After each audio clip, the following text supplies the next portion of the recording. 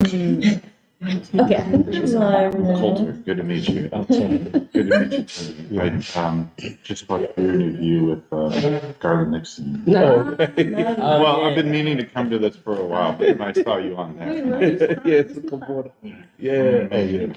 Oh, yeah. It's good to meet you. It's a pleasure to meet you. Shot, we're live. Okay. Oh yeah, okay, we're live. Good morning, everyone. It's Saturday, January 20th, 2024. And as people probably know, last week we weren't in the church because we were in Washington, D.C. for the March on Washington, Gaza. Which was, we drove 3 cars down, made a day trip, and came back. And that's going to be the focus. We're going to talk about what we saw, and Samir, Alice, and Serafina will discuss and assess, like lead our discussion and assess the March on Washington for Gaza. And then after that, we'll talk about the Year of James Baldwin, and the current plans, updates on the year, plans, and maybe even the podcast crew can give an update as well. But before we hand it to Samir, Alice, and Serafina, did you want to say anything? Okay. Okay, I so thought you had Jeremiah in there for that. no. So, We can add him in right now. my bad. Oh. Yeah, go ahead. So I guess one of the good parts about being in Philadelphia is we can spend 2 hours in the car, go to many major East Coast cities like New York or DC or Baltimore. It's always a pleasure to go on a road trip, depending on your energy level.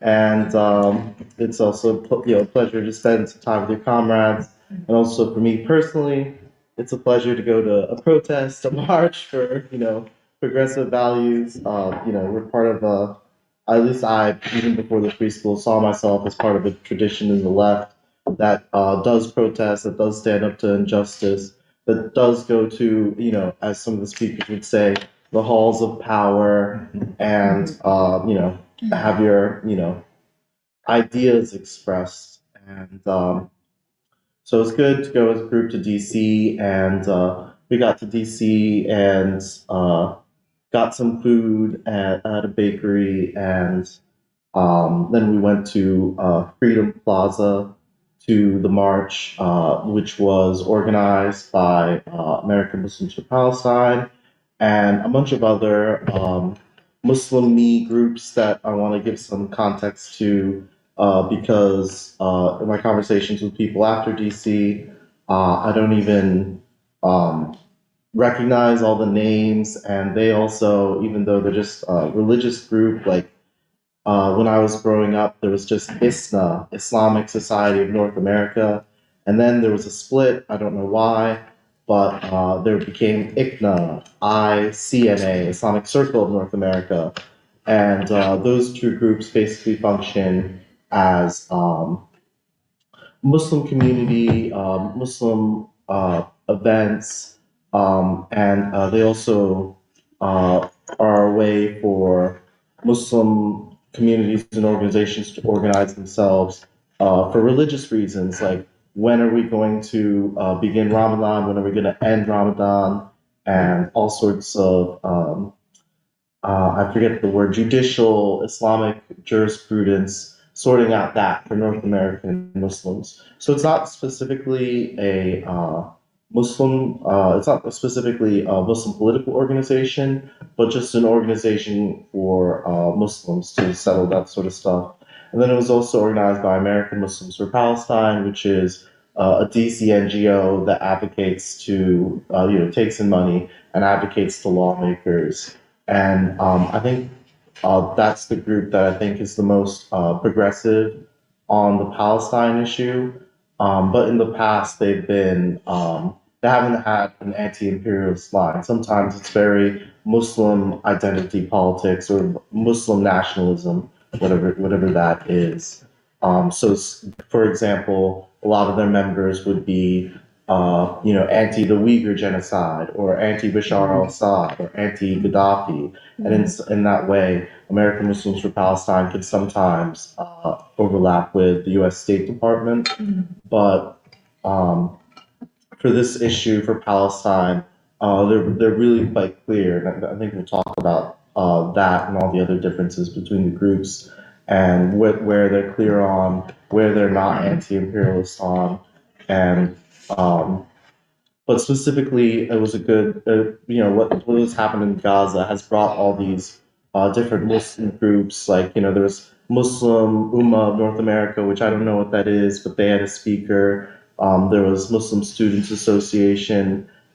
They had a speaker. That's just a campus group for Muslims to organize Muslims to pray on campus, to get prayer spaces, to eat iftar together, which is breaking a fast. And there are other organizations, and then a big deal there was Answer, who also was part of the organizing committee, and Brian Becker spoke, and he was he was the only secular leftist who spoke, unless you want to call, I don't think Cornell's a secular leftist, he's a Christian leftist. Okay. And so those were the groups, and then some of the speakers that I thought were important were we'd sort of left a little early because it was cold and we'd been standing for 3 hours, and so we missed the keynote speaker at the end, Cornell West, and we missed Omar Suleiman.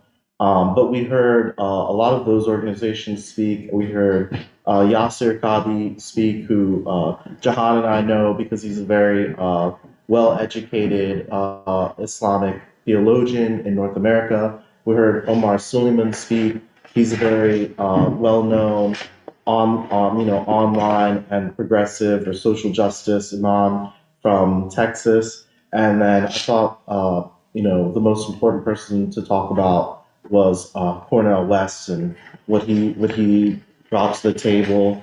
And he talked about the Black radical tradition, and he really links. I think the highlight of it was he links the Black radical tradition to Palestine by saying, Palestinians have been resisting for 75 years, but African Americans have been resisting, this sort of brutality, this sort of insidious legal brutality for 400 years. And so those were the speakers. I think I'll let Serafina and Alice go into more depth if they want. But sort of as someone who grew up Muslim, it was really powerful for me to see all the people at the march who were a lot of families, and a lot of Muslim community, which is not one nationality. We saw Bosnian flags, as you forget they're European Muslims, but they're just like any other Muslim group in America. They're immigrants in America navigating all that, and there are political contradictions. How anti-imperialist is the Muslim community because some of these people have left their home countries because they're pessimistic about their home countries, and or because they came from families that were of classes that were not anti-imperialist. But the current moment in Gaza is attracting all these people to be real critical of American empire. And I thought we heard some really powerful speeches, especially from Tahir Hezbollah from American Muslims for Palestine, that were really anti-Joe Biden, anti the establishment, and all those speeches sort of fall along the lines of Americans, and the crowd wasn't just Muslims; it was people from all over. No one was, what does a Muslim look like?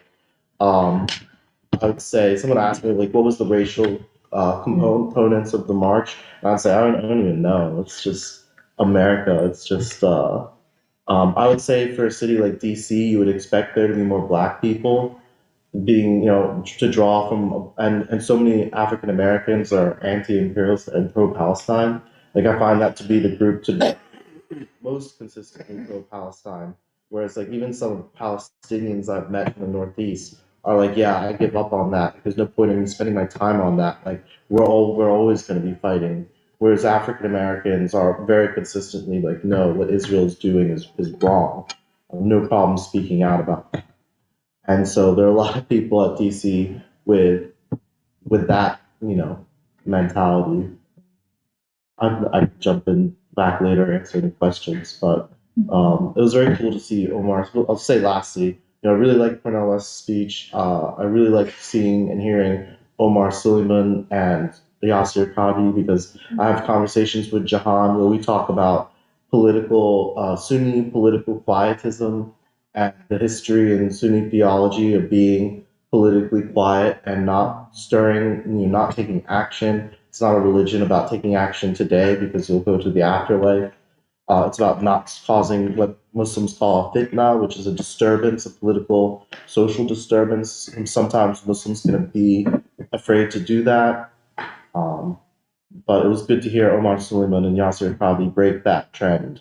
And it was almost like they were reaching out to an American tradition of criticizing the government, which I think, as Alice and Serafina will talk about, comes from the Black radical tradition. And it was amazing to see how much of the March on Washington in 1963, led by King, influences politics today because that's what we were reaching out to. And, I think I don't know DC too well, so maybe someone could explain why Freedom Plaza instead of the Lincoln Memorial. And yeah, and also as Doc you said before, the term activist comes from the civil rights. And as a student activist, all I've heard in the city is, oh, we got to do activism, we got to be activists, an activist gets arrested, an activist goes to marches.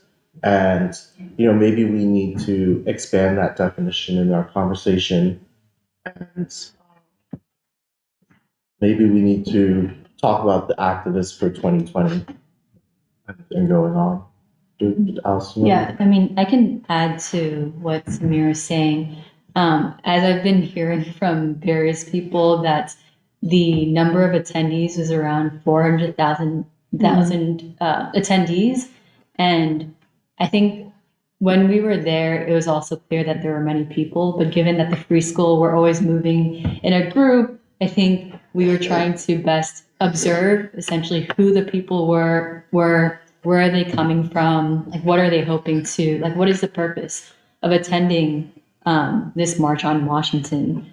I think it was really helpful actually for Samir to explain some of the origins of these different groups because I'm actually not very clear on where Arab Americans have been in terms of political, like social movements in the United States. But there was this sense that as they were organizing for the march, the only tradition that they could pull from was the Black tradition of the March on Washington in 1963, the Civil Rights Movement, and also the moral and spiritual calling that that movement had evoked. And I'll speak to the 1963 March on Washington in just a bit.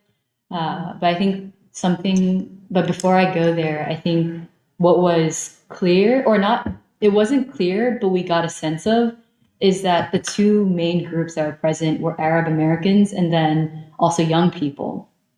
I don't recall seeing I agree with what Samir was saying, where there wasn't the presence of African Americans when this is supposed to evoke the tradition of King, of someone like Baldwin, who we're going to speak to in just a bit.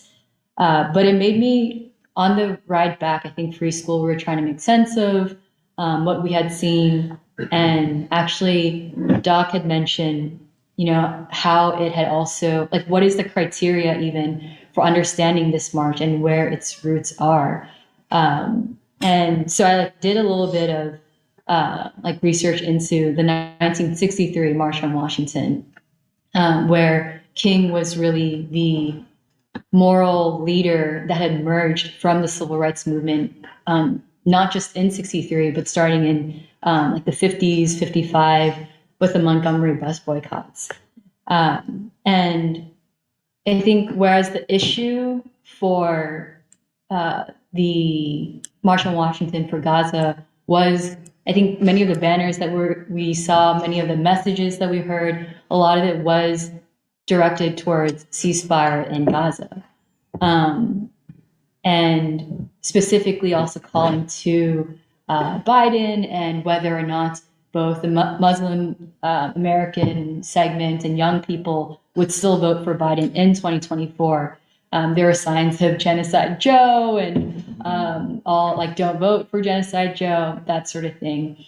And then as I was looking at video clips from 1963, many of the demands were around jobs, housing, equality in schools for African Americans. And actually that population was, and you can correct me, where it was predominantly Black, but also throughout the audience members, there were many white people as well who were involved in the civil rights movement. And the interesting thing is that there's also the difference where I guess the march itself presently was, or last week, was at Freedom Plaza, and I forget I don't remember where they ended up at. But at least for the one in 63, it started at the Washington Memorial and ended up at the Lincoln Memorial. And the messages of that time were essentially evoking the first revolution of Jefferson and then the founding fathers in 1776 to the Emancipation Proclamation with Lincoln, and then in 63 with the Third American Revolution that a free school often conceptualizes. And I think what was significant also of the 63 march is that the demands were around, there were certain demands to the march itself, but also it evoked a larger sense of the spiritual and social fabric of America, where many people going into the march had essentially had the sense that violence would erupt, weren't sure how organized it would be, but there was a clear message that actually the people were going to be very disciplined and organized. There were, I think, at that time, it was about like 200,000 attendees, and you had mentioned where 200,000 individuals then, what is closer to, what was it? I think 1 million. You said now. I would say so. And you can see that they were very disciplined in the sense of many of the groups that were represented at the time came from the movement as well. So this was churches, this was unions, this was the SCLC, or the Southern Leadership Christian Conference that King had been led by King. But with these members, you can see that they were very orderly, and there were captains that, well, one, the individuals, it was very exciting to me because you could see that as they were busing to DC, there are all these captains that essentially were saying, and I was telling Samir this too, which is that like, hey, like if you have an issue, if you have a problem, talk to your captain, don't go out of line, because what we want to be is like, this is an orderly, disciplined protest. Because if people are off doing their own thing, it detracts from the purpose of this march. And there was a message that was reinforced. And actually, there was a quote that I wanted to read from one of these captains. And he said, you have already told the world what we are here for, and shown them by your courage, determination, and your order that we mean business.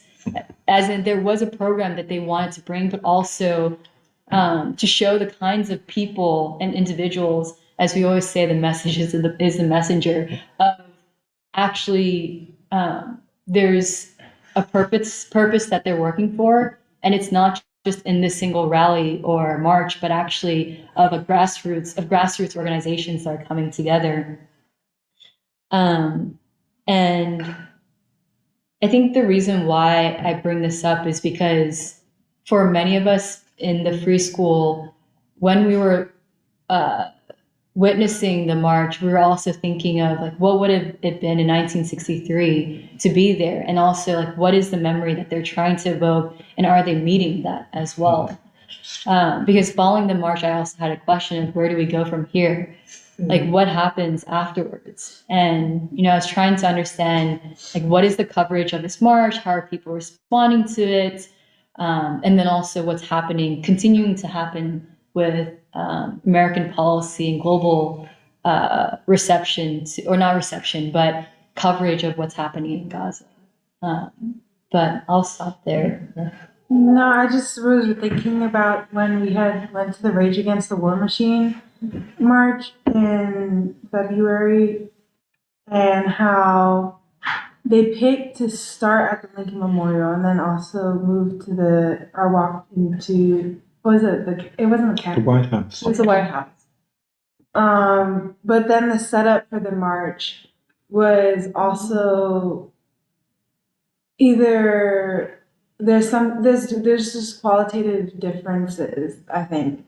But in terms of like the speakers that were picked, and this is not saying good or bad, but it's just thinking about who was the organization, like you were mentioning, Samir, and then for what reason, ultimately, like you're pointing out, Alice, were they marching for? Because I think in the Rage Against the War Machine, there's something about the quality of the people and the people organizing that thought about America that I could not completely see the Muslims and the leftist organizations that were involved and hand in hand, like their questions about America were ultimately like different, or they might, and I don't know in what way either, because even there was somebody who mentioned what is true about Freedom Plaza being built because in the memory of Martin Luther King.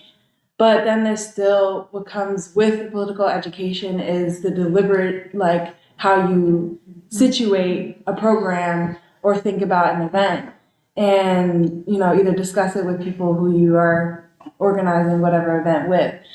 But then because the questions also that we had about the March for Gaza is, what is the relationship of this movement to Trump? And what is the relation of this movement to building a new America? Because ultimately, yes, you do have to take down Genocide Joe, or there's this, but then there's still like half stepping, or there wasn't a complete agreement on for what do we take down Biden for, and in what position did quote unquote Biden or the secretary, like the Security Department, have in America? Like, what is the underlying questions about why this war was happening in the first place, which is ultimately something of like that needs to be further developed, I think, and is possible. Like the other side of it is not to completely be like, oh, they haven't been able to think about these questions, but it's the fact that everybody is pushed in this moment of crisis to think about King or to think about America in a different way and their relationship to America. But because it's not also to say something like the Rage Against the War Machine was completely a complete, protest against the American state that is imperialist and also, racist, and how like it didn't get to the historical, even though they used it maybe so like that's interesting to me. But then when you mentioned the 1963 March on Washington, and the qualitative like differences of like the organization of the civil rights movement, as what King and whatnot, it also leads me to think about the Million Man March. Right. And how, so what was missing in Gaza, in the March for Gaza, is also the presence of the Nation of Islam. I don't know if Minister Louis Farrakhan or the nation will have a public opinion unless there is a certain bridge that's, kind of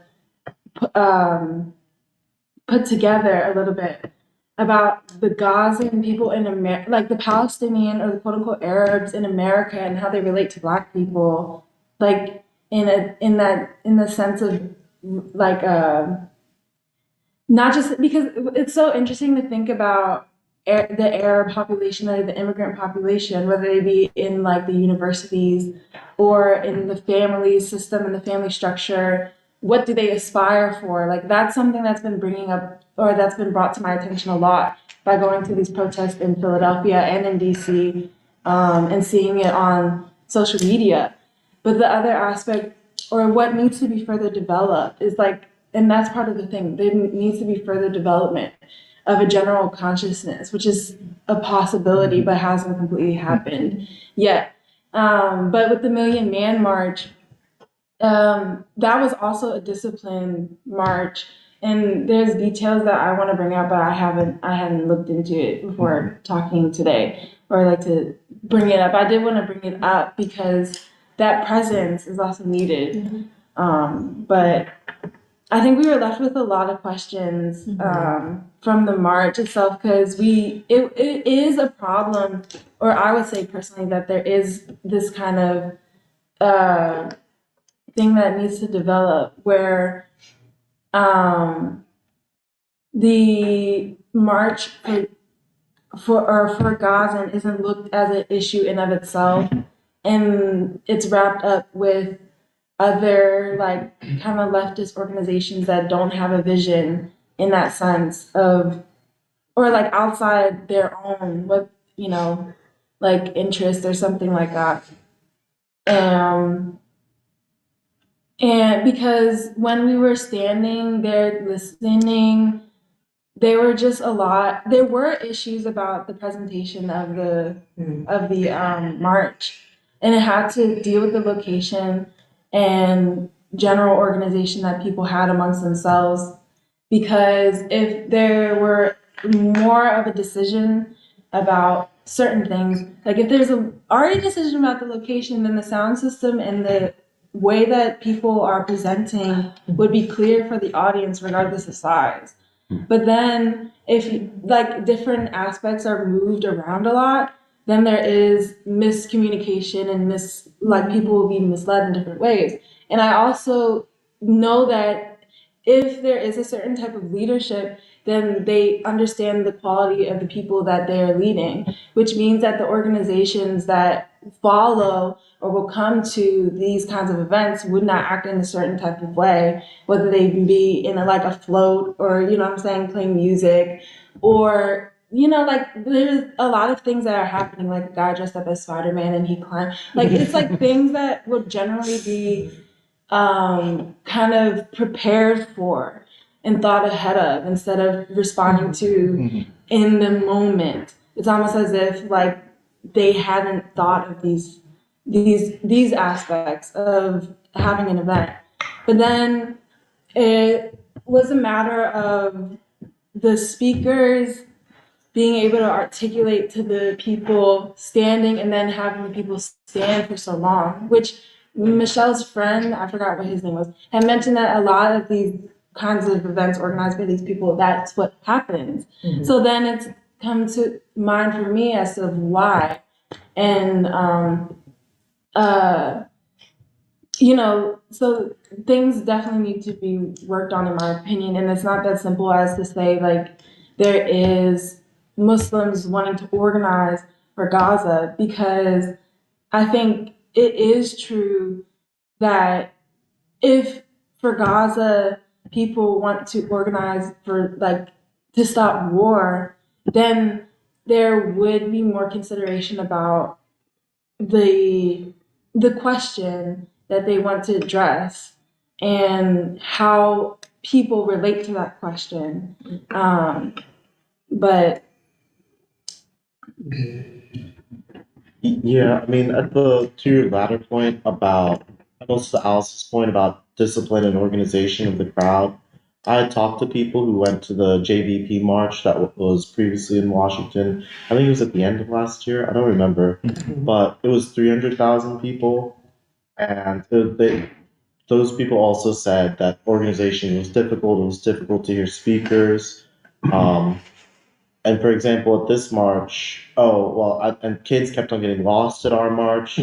And there was, they didn't have a captain they could go to say, oh, this woman's lost her kid. So they would just go to someone and a microphone. Oh, we can't find the kid. So the microphone person would shout, "There's a 2-year-old named Mahmoud."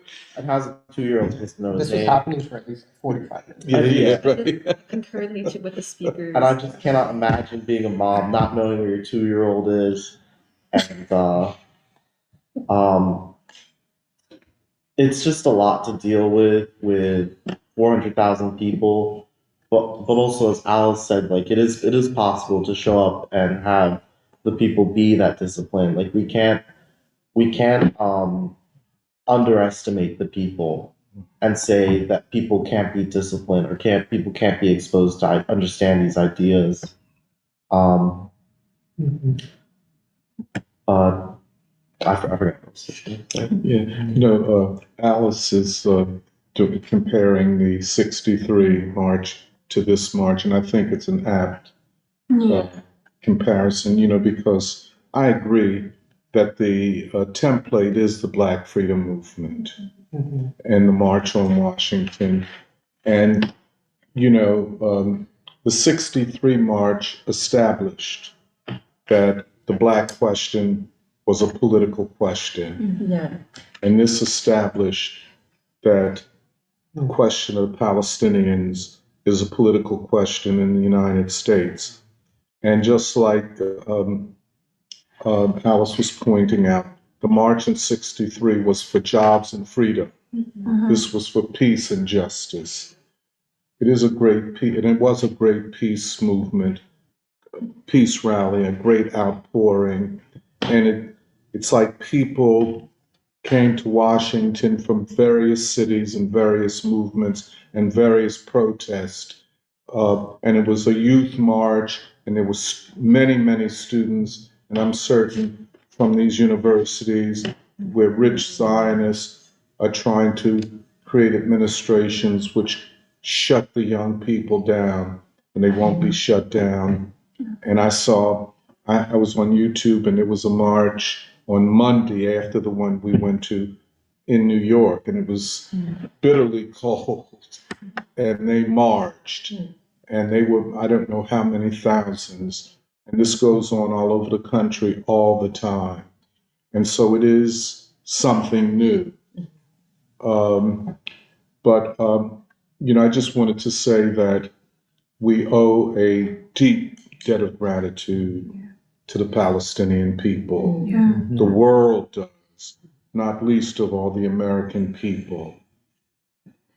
They have helped us to break almost the stranglehold that Zionists have over universities, over young people, over the media, over so much the politics of the country.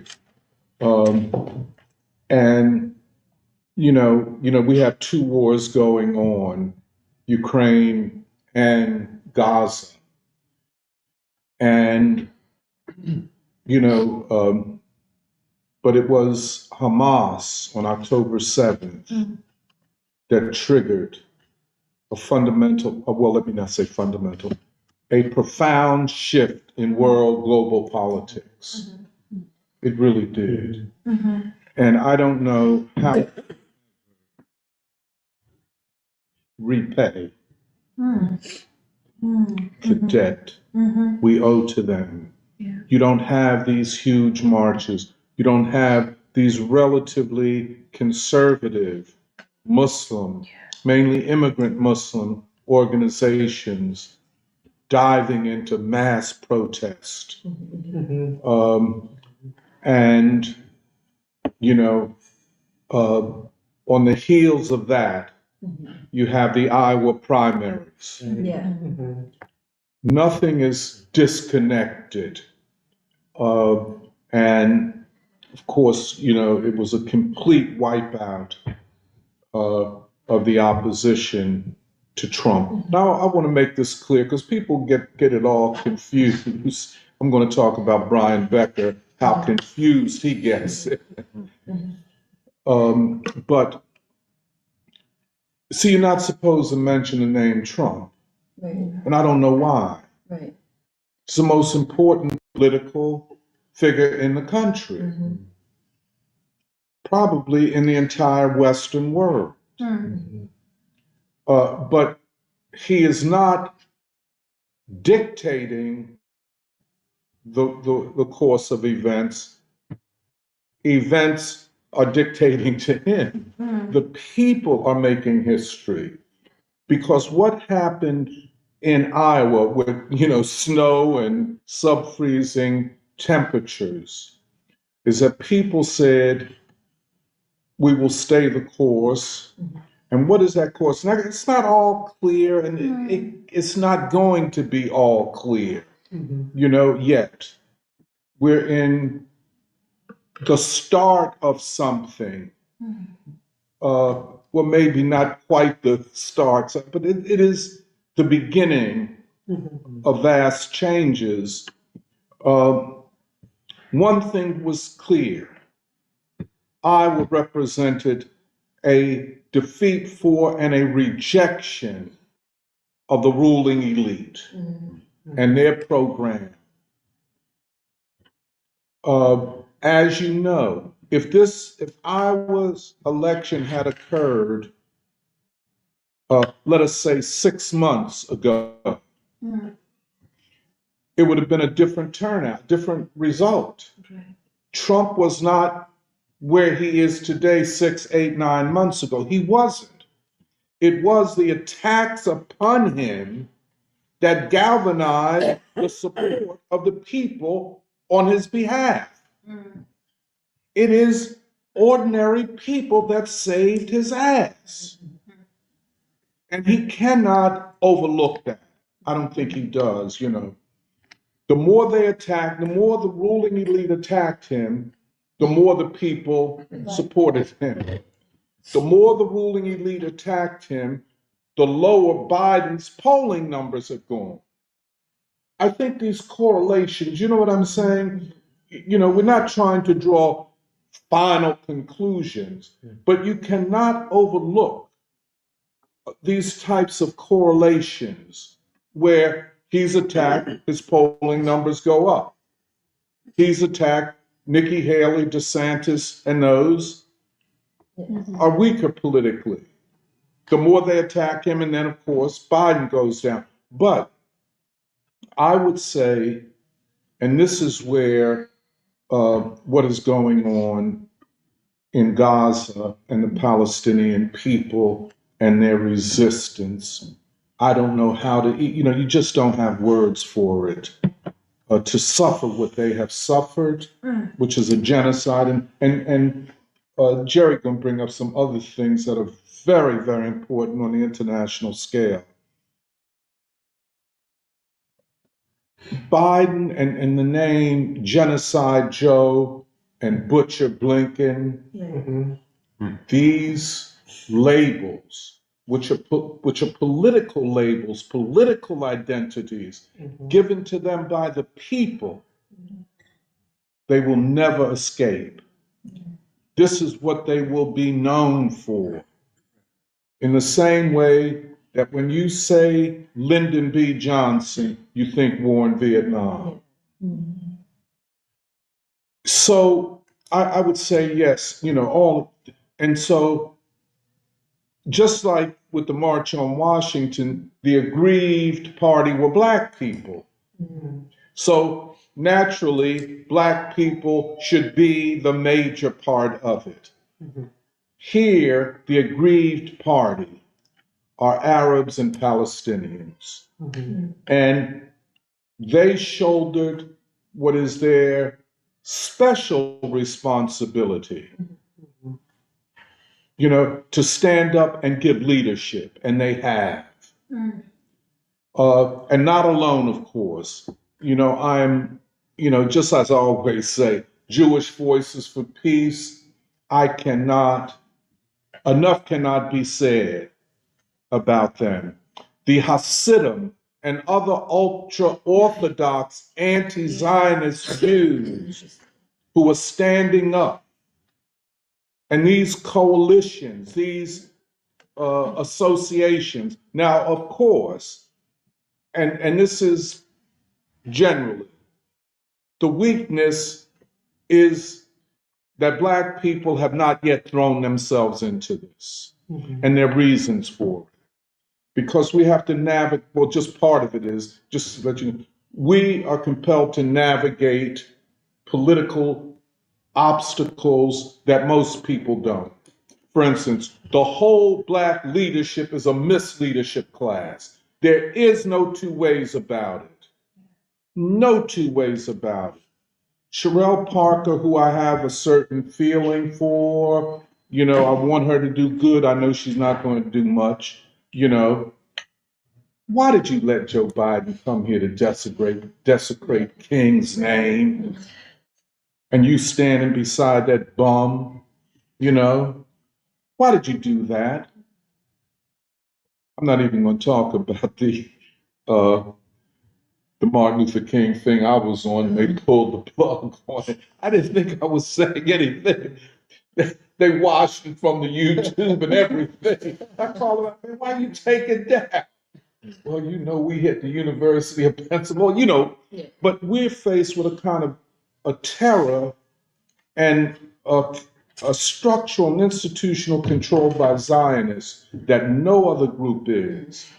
And this has filtered deep into the life world of Black people, including our music, our self-identity, etc. We can go on and on, the movies, the pop culture, and so on. So we have a lot to navigate. However, I would say, and I agree with Samir about this, the outrage among Black people at this is unbelievable. You get below this, the politicians and these no good preachers, a lot of them, not all of them, and so on, the people are outraged. Now, I just wanted just a couple quick things. On the front page of the New York Times this morning, an article where the top brass of the Israeli military have admitted they have been defeated. Not that they have lost, they've been defeated.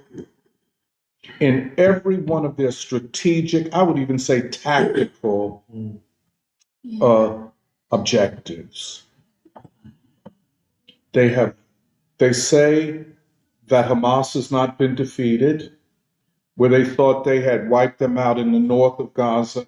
Well, they're back there. Not only Hamas or Al-Aqsa, the military wing, but the people who administer the welfare, the governmental, have set up shop again in the north of Gaza. An entire Israeli division has been pulled out, and probably more. Their losses are unprecedented, and the war cabinet is divided. And they're cussing each other out, threatening each other, with death. You know how that goes. And everybody that comes in, it's like a gangster situation. When you come and leave your pistols at the door, and everybody's that shows you the depth of the contradiction. And then Biden and those trying to save his presidency is saying to the Israelis, slow it down, stop killing so many civilians. Well, there's an answer to that. Stop giving them all them 1,000-pound bombs and ammunition, but they won't. But anyway, I would recommend this article. This is major. You have to understand that the Israeli army is probably one of the most technologically sophisticated, lethal weapons of mass destruction in the world. And that is their mindset. For example, let me give you an example. The North Korean army is one of the best armies in the world, but their mindset is not genocidal. The Israeli army is taught that every Arab, every Palestinian is is below being shit and deserving of death because they want to, quote, kill us. The philosophy, worldviews of the two armies is vastly different. The Israeli army is a trained killing machine. And we saw it on full display, and so has the world. They have been defeated by their own words. It only took 3 months of asymmetry, the power of resistance. In this article, you know, you heard all this stuff about the Israelis, about we're going to, what they were going to do to flush Hamas out of the tunnels and all that type of thing. Now they're admitting we're scared to go down in there. You know what I'm saying? We can't go down in there. Because if we go down in there, we're going, you know, we don't know where we're at. They're going to take us down. And then I don't know whoever the geniuses are who developed this, it's unbelievable. Where the Israelis, you know, it's supposed to be, according to this article, close to 6,000 places where they can come up out of the tunnels. Yeah. Hamas. Yeah, where Hamas could come up. But the Israelis were going to try to attack and close down all of those, you know, places where they come up. But they can't. And so Hamas still is, you know, it's just like the Viet Cong in Vietnam used, you know, the various. Yeah, they use tunnels too. 200 miles. Yeah, but then they use the jungle and, you know, all of that. That's why the United States used all of these exfoliants, Agent Orange and stuff, to, you know, to kill all the trees and the forest. But they cannot defeat this tunnel warfare. They can't defeat it. The other thing is the two psychologies, something to fight and die for on one side, and on the other side, I don't know what I'm fighting for and I don't want to die.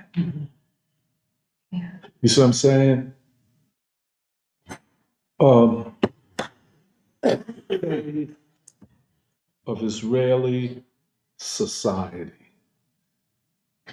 and the ascendancy of a new Palestinian man and woman. And that's what we're looking at.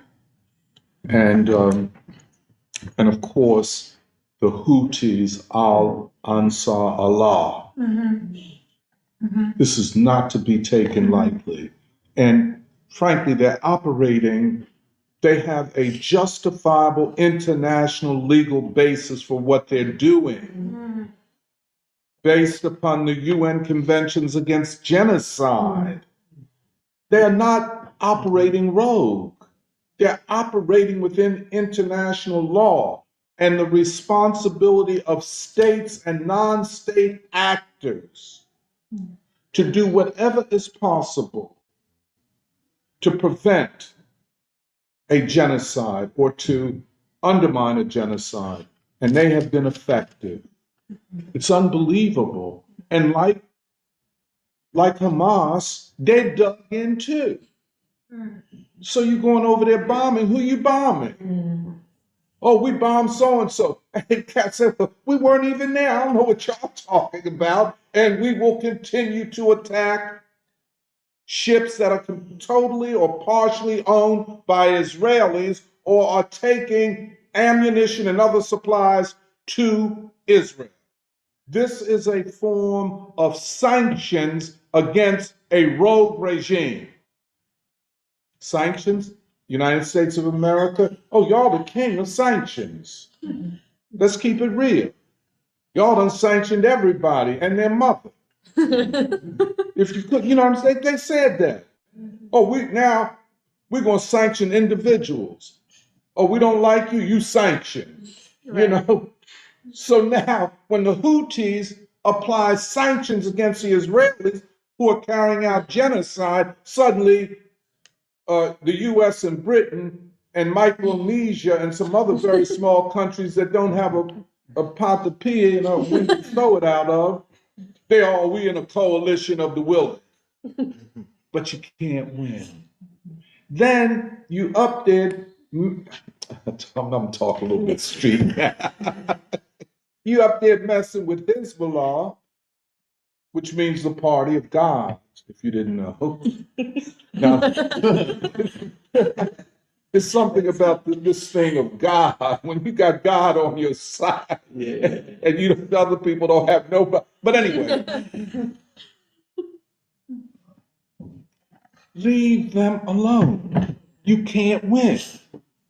Now, you got these cats talking about we're going to go to war with Iran.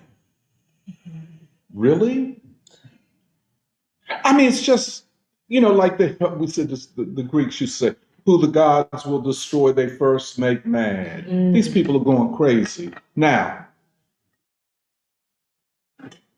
the 2024 election, and this is what is so important about the Muslim community, the young people's community, Students for Justice in Palestine. Your work is finally coming to fruition, Samir. Everybody is abundantly aware that these marches are irreversibly damaging Biden's reelection. Everybody knows that. Now, of course, there are Muslims who have come out and are organized in all of the battleground states under the slogan, Abandon Biden. And as I said, his polling numbers, positive 33% and falling. He can't win. Everybody admits this. And everything they do, keep Trump off the ballot under the 14th Amendment, third article, which doesn't apply. But anything, criminalize him, anything to discredit him as a form of breaking this movement. To be for real about it, the way I look at it,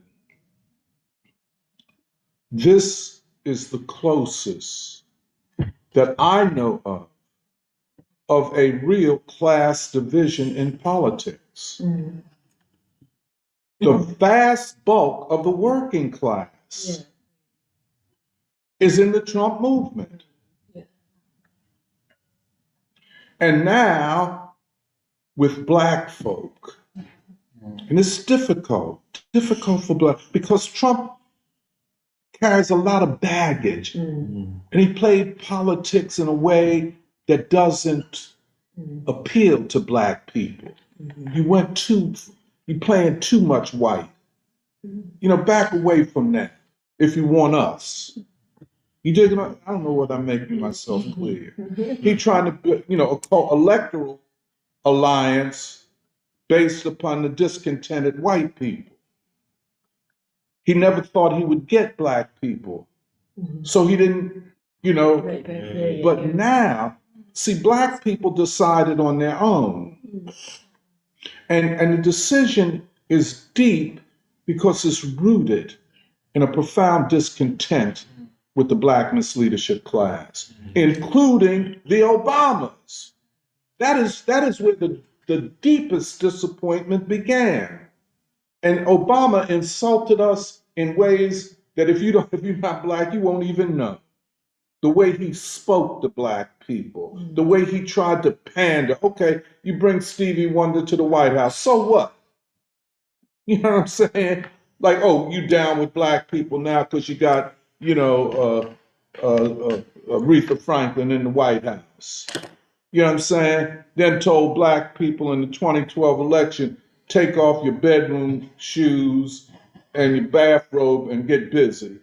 Well, who got on bedroom shoes anyway? And don't nobody have no bathrobe, or like we sitting around smoking pipes, you know. But you know, it's a bunch of bullshit. But and then, as you can see, with black people in Philly don't vote. And I'm not talking about the unregistered. I'm talking about the registered Democrats. In the last election, in the primary, I would say upwards of 75% of registered black voters did not vote, which is a vote, you know? And if that pattern continues, and it will, there's no way Biden can win Pennsylvania or whoever the Democrat is. Let me just end on this because all of this is interconnected.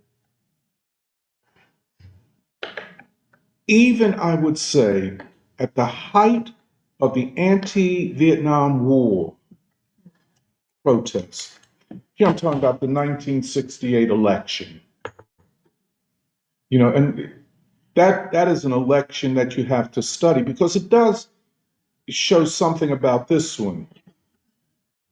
Things became, over the war in Vietnam, and the Democratic Party had split. If you recall, there were at least two, Eugene McCarthy and then Robert F. Kennedy Sr., who ran on a broad peace platform in the Democratic primaries against Johnson, the sitting president, who was mainly the one that was associated with the escalation of the war in Vietnam. Robert F. Kennedy was killed in June of 1968, which nullified his, well, obviously.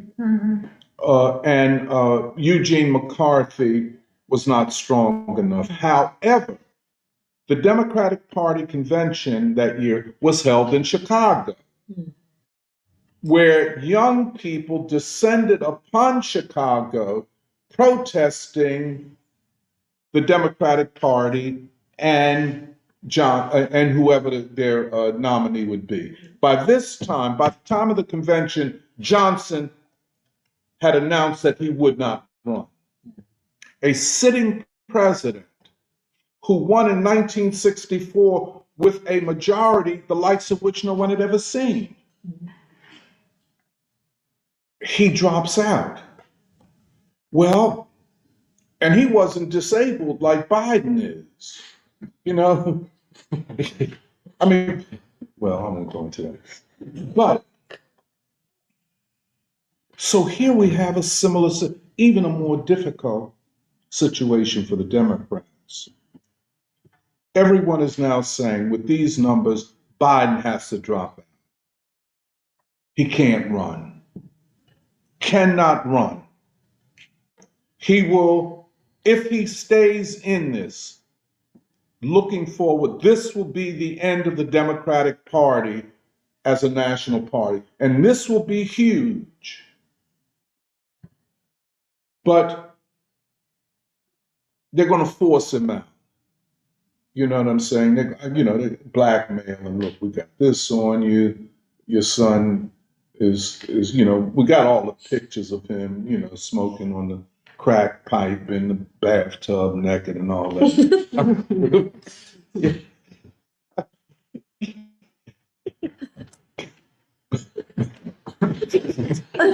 Look, I could, like Robert F. Kennedy Jr., he admits that he was strung out on heroin for 15 years.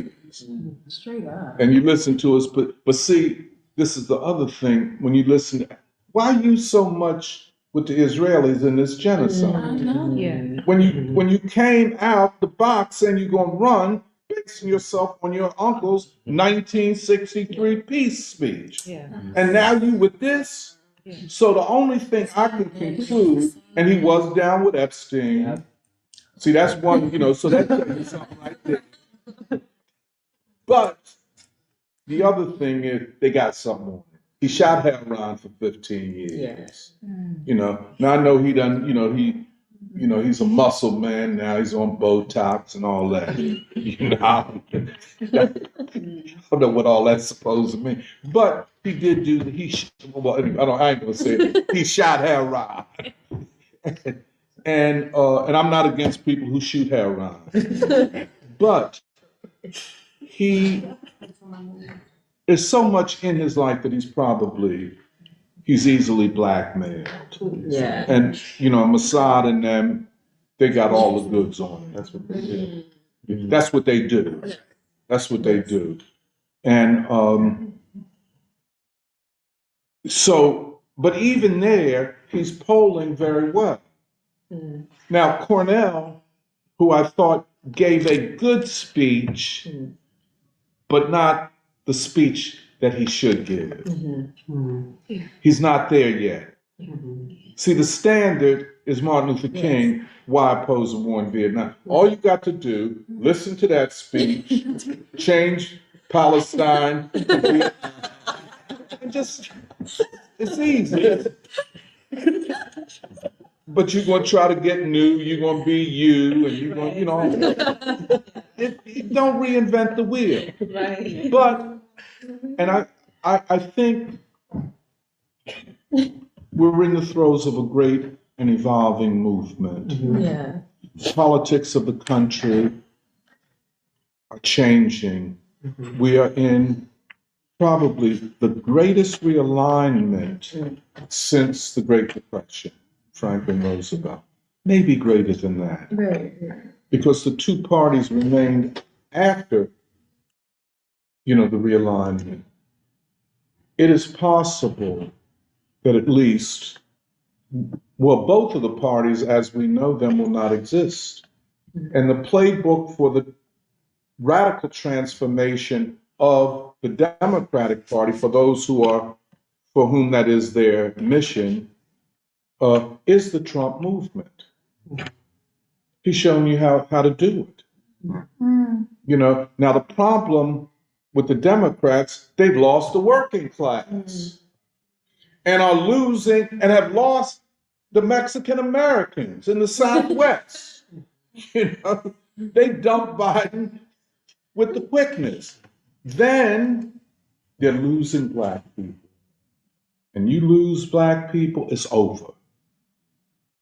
The Democratic Party, they can talk about the LGBTQs, they can talk about the women or the suburbanites and all that. You lose black people, you lose every major state and every major city. Okay. There's just one more thing I wanted to say. Oh, the state of Israel. If the Democrats go down, the Democratic Party, not exclusively, but mainly, is the party, the instrument of Israeli and American Zionism. Just got to keep it 100. Can't fuck around. That is their party. That is their political instrument.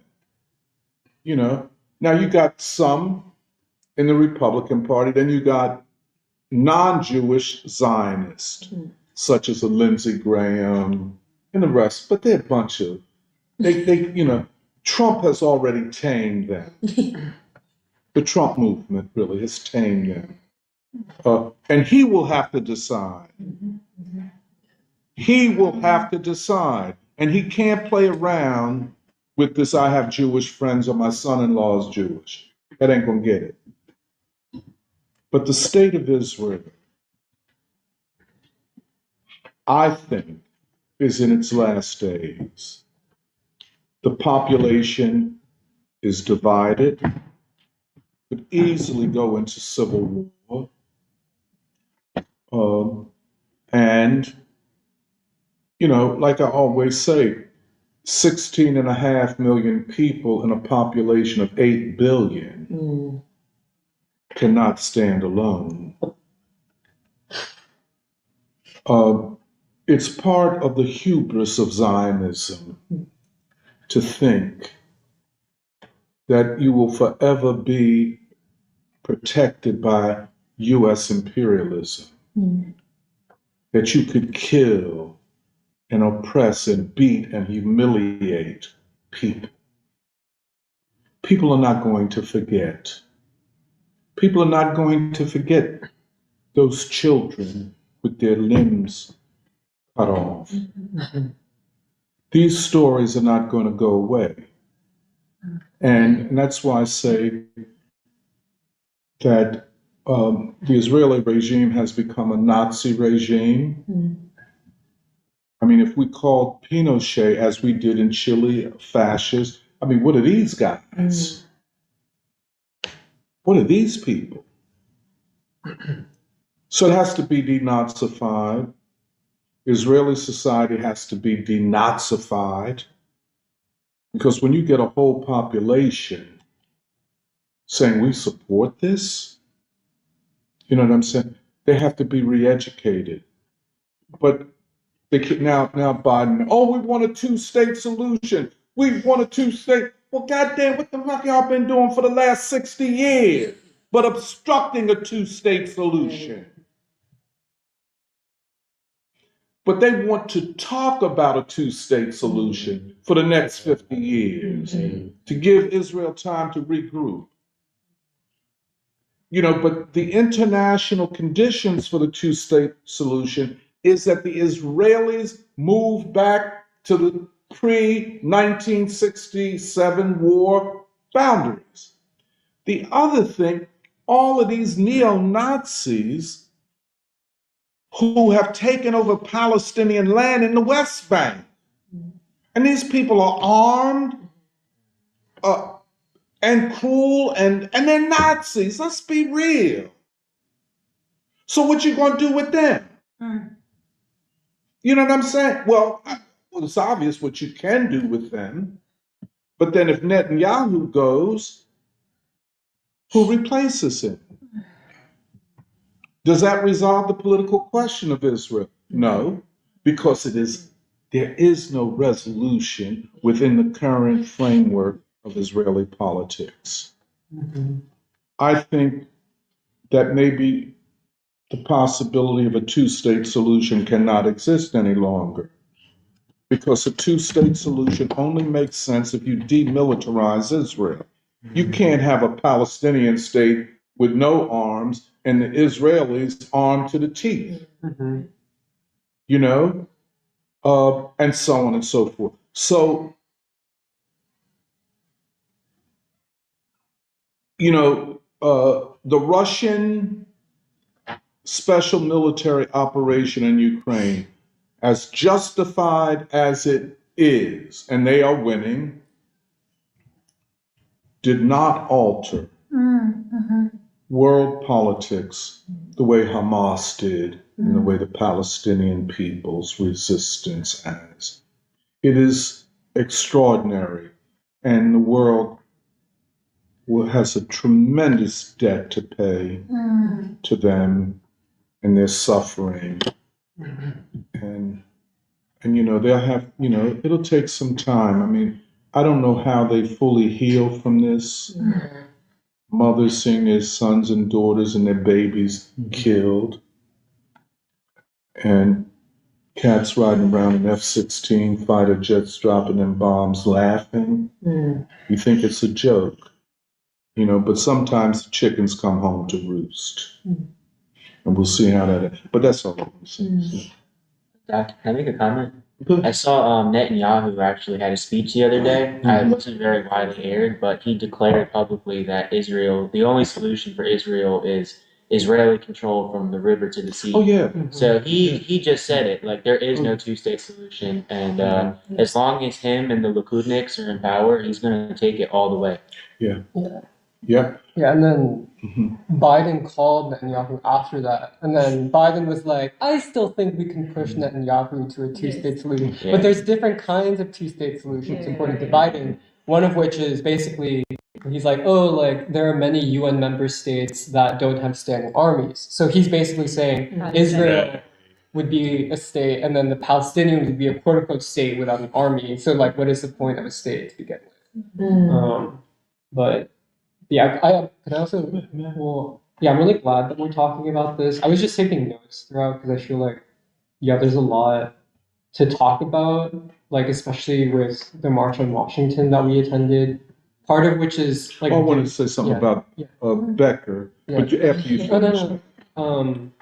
Because I feel like for me, a lot of the questions are like right now, can we understand what is the logic of the movement that is unfolding, and where are the possibilities, but then also where are the obstacles and contradictions to it? And I think also like just like a kind of basic question of what is the purpose of a march or a protest to begin with? But and as Alice was covering, like what was the specific purpose of the 1963 March on Washington? And then yeah, like what is the purpose for like whether it's the March on Washington that we went to, but also the political struggle in 2024? Because I think that there are differences because of like just history and where the country is and where the world is. Because I think from like my sense of things, like this is just commenting on the March on Washington, but it feels like a lot of like what you could say is like the purpose of it would be to place pressure on the federal government and on the state, but also perhaps in a more meaningful way to consolidate the forces for peace and freedom and democracy within American society and to organically advance the consciousness and the energy of the people, and also to work through contradictions and all that stuff. Because I feel like even with the 1963 march, it was highly organized, but also there's a lot of political back and forth that had to take place. Different tendencies within the Black freedom movement, different leadership, different organizations, all had to basically find a way to work together. But something that I feel like is an interesting distinction between 1963 and now is that I feel like, to my understanding back then, the Black freedom movement was still in a place where it was working with the federal government, right? Because it was many of the leadership had a relationship with the Kennedy administration, although obviously it was an uneasy relationship. But basically, a lot of the kind of push for it like ended up with like the civil rights bill the following year. Whereas now I feel like it's not really about, oh, can we work with the Biden administration? It's fully, can we defeat the Biden administration? Yeah, that's and I feel like that's an important distinction because it's also a question not just of a particular administration, but right now of consolidating the American people into a clear position against the U.S. ruling class. And yeah, I feel like my sense of things based off of also like what Samira was saying is that yeah, like the movement for Palestine is in some ways a little bit like, I don't know if like confused, but it's like trying to find its way. And I think one of the big questions is like, will all of these people who showed up for like 400,000 people who showed up, like, will they try to also seek common ground with other nascent forces for peace and democracy, namely the Trump movement? What is going to be actual relationship between these different movements? And the other sense that I got from the Gaza march is that not just the level of organization, but the quality of the speeches that we did hear. Some of them were really good, but many of other them like were really just bad or like disappointing. And at least that was how I felt. But then the interesting thing was that I felt like many of the people who were there were already ahead of the so-called leadership.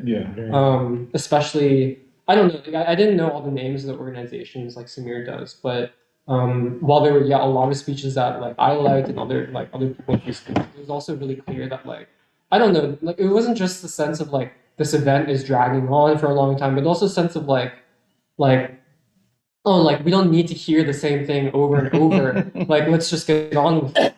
And I feel like we joined people who basically left the speech part and just started to walk to the White House because that was people also saying like, okay, like we've heard enough, like we're ready to move on with it. And I think that is part of like the organic like self activity of people.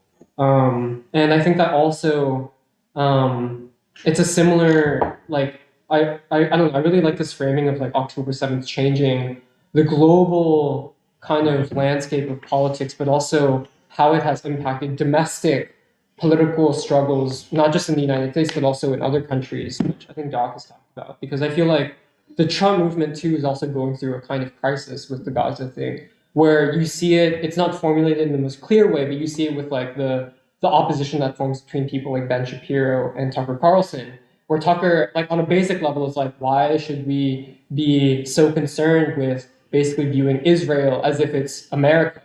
When isn't the whole point of America first to be like, we're caring about American interests when Israel is not America? And then Ben Shapiro obviously is like, you know, the one who's like pushing for like the strongest Zionist thing. And I think also, you know, like it's very, even if RFK is like doing pretty well in the polls, I just feel like whatever coalition he could have built around peace is, I don't know how that's a possibility anymore at this point, just because like people are like, I don't know, I just see all these videos on social media of like people going to RFK rallies and calling him out and being like, why, like how can you call Palestinians the most pampered people on the planet? Like how can you continue to just spout all of the AIPAC and Zionist propaganda without any sense of even remote curiosity about any kind of other intellectual or political position? And I feel like something that I feel really strongly too about this is that, or like the sense that I got from last weekend was, it's like these moments of crisis and of reckoning and of the emergence of new possibilities and new movements, which are the greatest test of people and of their capacity. And whether it's like the quote unquote leaders themselves, but also the people, I feel like some people can rise to the occasion, some people can rise to the moment, and other people can't. And I feel like that's a lot of what was happening with the DC thing that we went to. And just, yeah, like an overview of like the kind of global political situation, because there's so many things that are happening and it feels like events are accelerating. But in addition to South Africa's case against Israel in the International Court of Justice, a group of South African lawyers also announced that they're planning to sue the United States and the United Kingdom for their complicity in Israeli war crimes. Indonesia, and I think Slovenia joined this. Indonesia is now also charging Israel in the International Court of Justice, which is a UN kind of sanctioned court, for Israel's 70-year occupation of Palestine, which is different from the genocide case. And then recently it was also announced that Chile and Mexico are requesting that the International Criminal Court, which is a different court, investigate war crimes against civilians in the Israel-Palestine war. And it's kind of framed in a more neutral way, where it's like, oh, like war crimes committed by either side, but like I feel like the world knows that it's really about Israel. Also, China announced that they are calling for a worldwide peace conference on Gaza. And then, in particular, with what Ansar Allah is doing in the Red Sea, I was seeing that they're allowing Russian and Chinese ships to go through the Red Sea, and then they're the ones that are targeting like the U.S. and like, you know, the quote unquote international coalition of the U.S. with all these other European countries, and then sadly South Korea as well, joining America's quote unquote international coalition. But yeah, I just feel like it's almost like the entire, and I feel like you said this, but it's like the entire architecture and legitimacy of, on a basic level, international law and the international system is being tested at this moment. And in that struggle, it's like we're seeing two different world systems in struggle with each other, but it's taking place on many different fronts. The legal international front, but also the armed front with Yemen and Ansar Allah and what's going on there. And obviously like Gaza, the Palestinian people, Hamas against Israel, and Hezbollah and all these groups. But yeah, I feel like one of the big questions, which is kind of confronting the American people too, is there a way to resolve these contradictions between these world systems without it devolving into world war? Because I feel like that is really the great danger that is kind of posed to the world's population, but specifically the special responsibility of the American people. And yeah, I feel like there's also like the South Korea or the Korea stuff, which is happening, where I think a lot of this is in response to the Israel-Palestine war, where Kim Jong-un announced that they're going to change their basically 70-year position of seeking peaceful reunification with the South, which for me is a very sad thing, especially because we held our conference last year on Korea and reunification, and yeah, I can understand why the North is moving in this direction, especially because, yeah, South Korea is not just joining America's quote unquote coalition against Palestine, but it is also the current Yoon administration is probably the most belligerent and warlike administration that South Korea has seen in many decades. Yeah. And yeah, Nuri is also in Korea right now, and she went to an event that was hosted by South Korea's Ministry of Unification, which still exists because basically the North is basically in the process of undoing all of its like quote unquote unification operations and agencies. But at this point, the quote unquote unification agency or ministry in South Korea is just become literally just an anti-North Korea propaganda ministry. Like it literally only serves that purpose. And I think yeah, Nuri had a pretty good sense of that. But yeah, it just feels like the international situation is like very quickly evolving. And I think yeah, like this is a question that the American people in many different ways are going to have to face and confront. And a lot of it is, like you were saying, this question of where will the American people stand in relation to their own ruling class? And will they consolidate into a position against them? Or will we just basically stand by while all this stuff happens?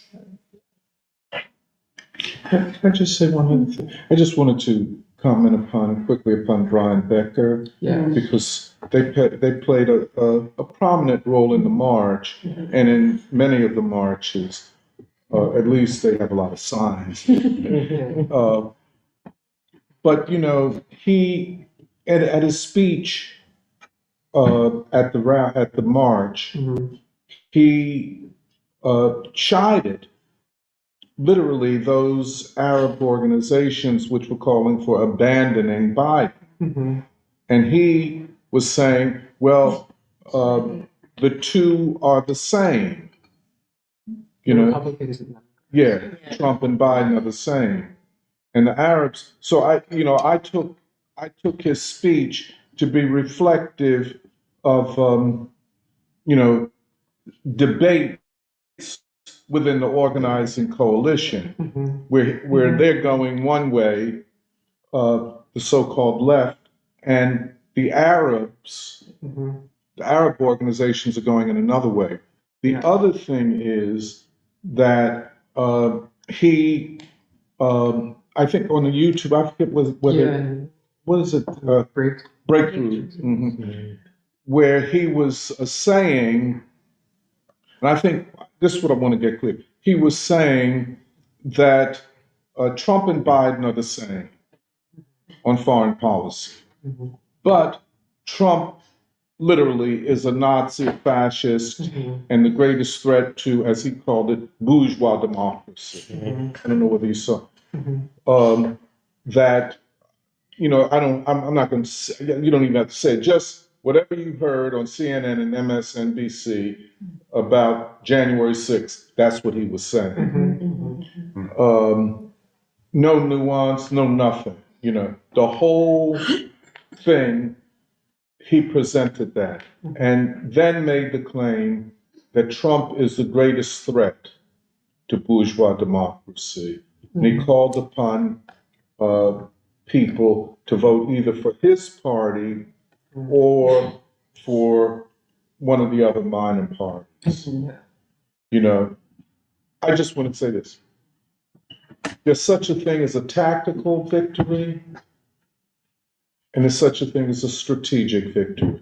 The defeat, I think, just where I'm seeing it now, the defeat of Biden and Blinken and this cabal of neoconservatives and war makers, dangerous. I don't think anyone would ever deny they have brought us closer to world war than any previous administration. Their defeat is a necessity. Yeah. And just was. But it is, I think, that the Trump movement is far more democratic than the Biden movement. It's far more grassroots, and it is working class. Everybody admits that, every poll.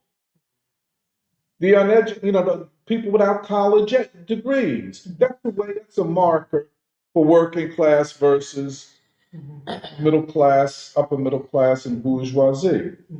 Uh, just take the income and wealth numbers.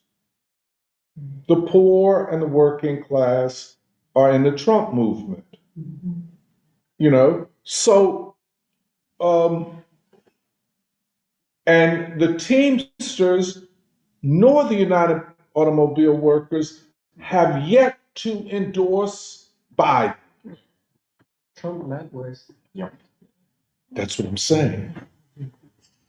This political realignment is bringing forward a realignment in the labor movement, which we need. But I'd say this, all I'm saying is, more people need to come out and say, look, we got to defeat Biden on the question of war and peace, on the question of the ruling class itself, frankly. But Becker, he is now, and if I talked to him, I would say it to him or anybody else among them. Oh, now you're with the ruling class, unapologetically. Like people talking about, I'm unapologetically black. Well, you unapologetically ruling class. You're going totally in. If this election, as Biden and them say, is between democracy and authoritarianism, or democracy and fascism, if that's what you want to go with, you have thereby abandoned the working class. You're going completely to the side of the petty bourgeois wing of the ruling class. Because in the interview that Becker did with Breakthrough News, what I understood from what he was saying is that while the quote unquote Democrats and Republicans are the same on foreign policy, he was saying that if the Democrats weren't so focused on war, they would be instead focused on prosecuting Trump and going after Trump. And he's saying that's a good thing. That's right. And he basically is like cheering on the Democrats to target Trump. And he said that the Democrats are, well, it's very contradictory. Everybody, you should listen to it. It's very contradictory. But he was saying that by not going after Trump, the Democrats are allowing Trump to grow and, or become bigger politically. They are aiding him. That's what I'm saying. And yeah, the only one thing I wanted to add was something I was very encouraged by and inspired by at the march was, like this very, very clear position from all of these different Muslim groups of like abandon Biden, because it's not just about, I feel like it's very easy sometimes to get kind of trapped in this mentality of, oh, it's just about an election. It's not just about an election. It's about the people of this country, and it's about the movement of the people. And I feel like the statement that Muslim Americans are making by saying we're going to do not just not vote for Biden, we're going to work actively to defeat Biden, I think they're entering new political territory, a new political frontier, because I feel like, I don't know, you can also like correct me if I'm wrong, but I feel like it's like especially since 9/11, I feel like Arabs and Muslims in this country have been repeatedly told you're safer with the quote unquote liberals, with the Democrats. And I feel like it's, different immigrant groups are targeted with different messaging. Like I feel like Latinos are targeted with this thing of you're safer with the Democrats because immigration. And I feel like it's not just about the Democrats versus Republicans, but it's about can different groups of immigrants in this country also realize, no, we're going to take out an independent position, and that's going to be positioned against the ruling class. And that I feel like is a very courageous step to take, but it's also almost entering new political territory that I think many other immigrants in this country are going to have to respond to and learn from. Whether it's Latinos or Asians and all that stuff. Well, before, this is important history that I think that everyone should know, that before 9/11 and the first George Bush term, Arab Americans voted Republican because they were small business owners. In the census, they were considered white, and the Democrats were the pro-Israel party. It was I forget who Bush. It was Gore and Clinton. They were the pro-Israel party. I think it was a surprise to everyone that Bush came out as pro-Israel as he was, um, because I guess his evangelical background, the Republican Party before then was not as pro-Israel. And the political Muslims, there's a trend in Muslim immigrants and in Sunni Islam to be apolitical, which is what I was worried about coming down to DC. And it ended up, like you said, being very, anti Joe Biden. I guess because they couldn't say Trump by name. Um, so when Brian Becker started off his speech, Sisters and Brothers, it was sort of like nails on a chalkboard to me. It just didn't sound right because all the other Muslim organizations, Pandering. pandering, but patronizing Patronizing. to the conservative Muslim crowd, saying, "Oh, I'm a feminist socialist, Right. and I use sisters before brothers, that virtue signal." And if you look at the history of Muslims who are political in America from the 90s to the 2000s, 2001 trajectory, I can see why African Americans would not want to come to a march with all those people because they were overwhelmingly Republican, conservative. It was only after 9/11 that, oh, the liberals, they care about, your rights, and Republicans are just all racist. But if you look at the names, maybe you might not know. You might know Anwar al-Awlaki and Sami al-Arian and the Holy Land Five. They were, conservative men, and they were all, Anwar al-Awlaki. He was killed in a drone strike, but he went to State Department dinners, and he had a record. He picked up prostitutes in Colorado, and I don't understand. How does that just disappear and then you just leave the country? Um, and Samuel Aaron, he was a professor who would also attend State Department dinners. But so the Muslim community has been betrayed by the State Department. There is a small section of Sunni Muslims who were political and on the side of American imperialism and the State Department, and this betrayal.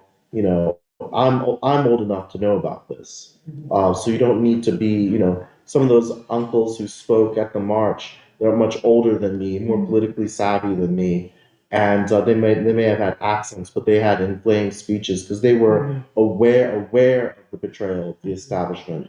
So when Brian Becker, he's sort of a Democrat in sheep's clothing. He's sort of like, oh, I'm with you guys. He's doing the Democrat move. I'm liberal. I'm going to protect you. But the issue, and some of the other bad speeches. I'm glad you brought that up. And some of the other bad speeches were about like, oh, I'm afraid of getting hate crimes, or we need more representation. We need to go march into the halls of power. We need to go up to the White House and shake the gate. No, actually, Muslims in post 9/11, we've been spied on, we've been bombed, and we've been jailed.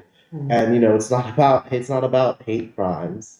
And so I could see why black people might not want to join the march because from Du Bois's Black Reconstruction, the reason why the Black proletariat was the decisive force was because they settled the split in America to a more progressive version. And you have to have pretty incredible timing. I remember very distinctly Du Bois says they weren't marching, they waited and they thought, and then they chose a direction to march in. And so Brian Becker, his speech was not good because he's not following, the people. And actually, what you said about people marching before the speaking was done, especially before the keynote, on one hand, it's disrespectful to the speakers, but on the other hand, it's pretty embarrassing for the organizers that people are just not, just going, they're just marching, and you can't have people, especially older people, standing outside in the cold for 4 or 5 hours to listen to you. But on Anwar al-Awlaki, it's not my politics, but his kids were killed too. His niece was killed, his son was killed. Yeah. That's um, that's a Zionist mentality. That your father spoke out against us. He didn't even do anything militarily. He just spoke out. And in the Holy Land Five Foundation, they were a group of men in Texas who ran a foundation called the Holy Land Five. They sent charity to Palestine, and they were accused of supporting Hamas because Hamas runs welfare. They run as a lot of Islamic organizations do, charities that distribute food to orphans and whatnot, and they in their trial, this is early 2000s, and a anonymous Mossad agent testified against them, and that violates their constitutional rights. So they're in jail today. They wouldn't use sisters and brothers. That's not their concern. Have some respect for their political prisoners. Yeah. Well, I could add something to what Jeremiah was saying. I think this is like going to the march and watching these speeches. It was. I agree with you. I think that this is a reflection of something really deep happening. And I was thinking in terms of the immigrant question, and also connecting it to what Serafina was asking about how this movement in general, how does it see the question of America, or how does it see its role in and its responsibility in taking America forward. And I think it was very moving to see basically all of these immigrants talk about because they had the whole immigrant community has been on this linear ladder towards whiteness forever, and they've like what Jeremiah was saying, at every step they had been promised this idea of safety and so on and so forth. As long as you have these aspirations toward whiteness, and stay away from the black struggle as much as you can, and don't think about it. But I think this is the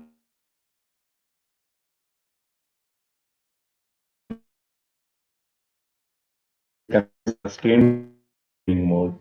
And the first speech, I think, which moved many of us, that's exactly what he was talking about. That who knew that Gaza would offer this moment of clarity. And it almost felt like an admission that yes, we did have contradictions, we were confused, we were climbing up the wrong tree, but this is a moment which offers this moral choice to us, and we are going to make it. That's what he was saying.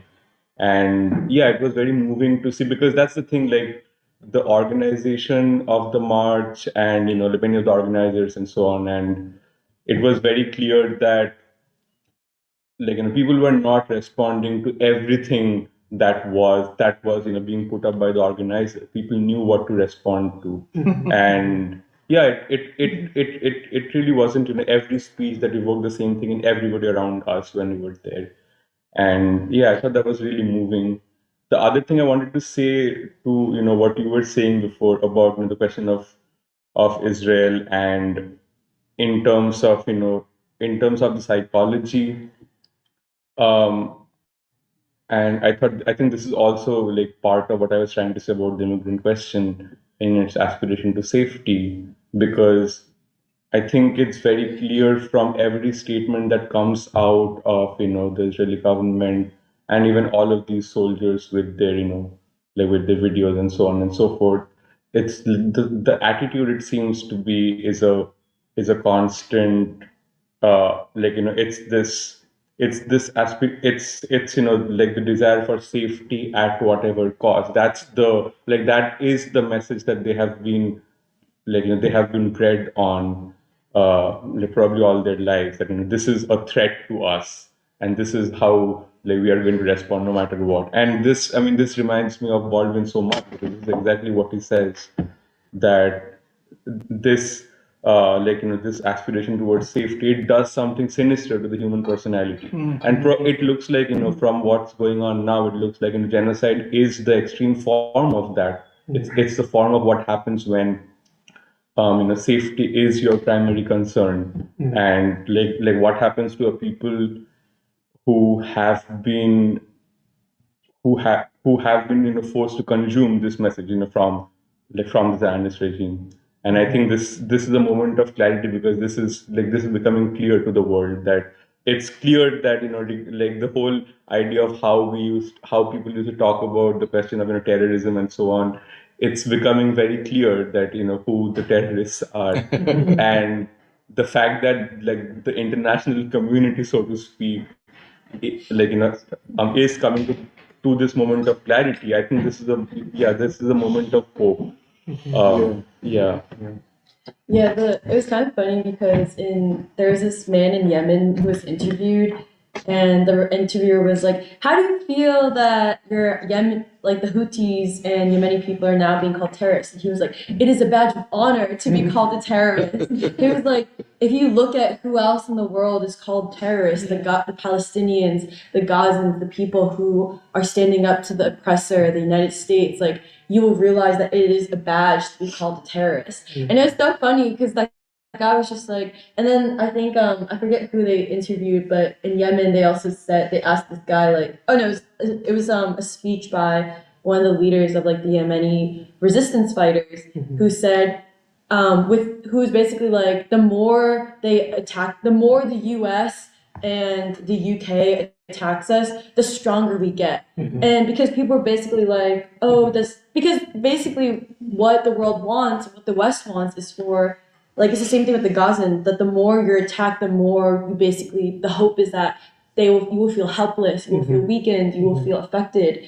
And despite the suffering and the hunger and the real devastation, that spirit, that like basically the fact that instead it confirms to these people, like, we are on the right side. And yeah, I think I actually really appreciated the political context of the world, because in some ways, something that I found interesting about the march is also that I think in the past there could have been, and maybe there was, I'm not sure, a temptation to take the Palestinian movement and associate it with identity politics, or associate it with like the land back movement. Like, oh, this is a question of like that. The closest thing to the Palestinian struggle is the struggle of Native Americans in the U.S. Like, right, that theory, like Gerald Horne's settler colonial thesis. But actually, what you see with the world context and the way different countries are now charging Israel with genocide, U.S. with genocide, the way that even at the march,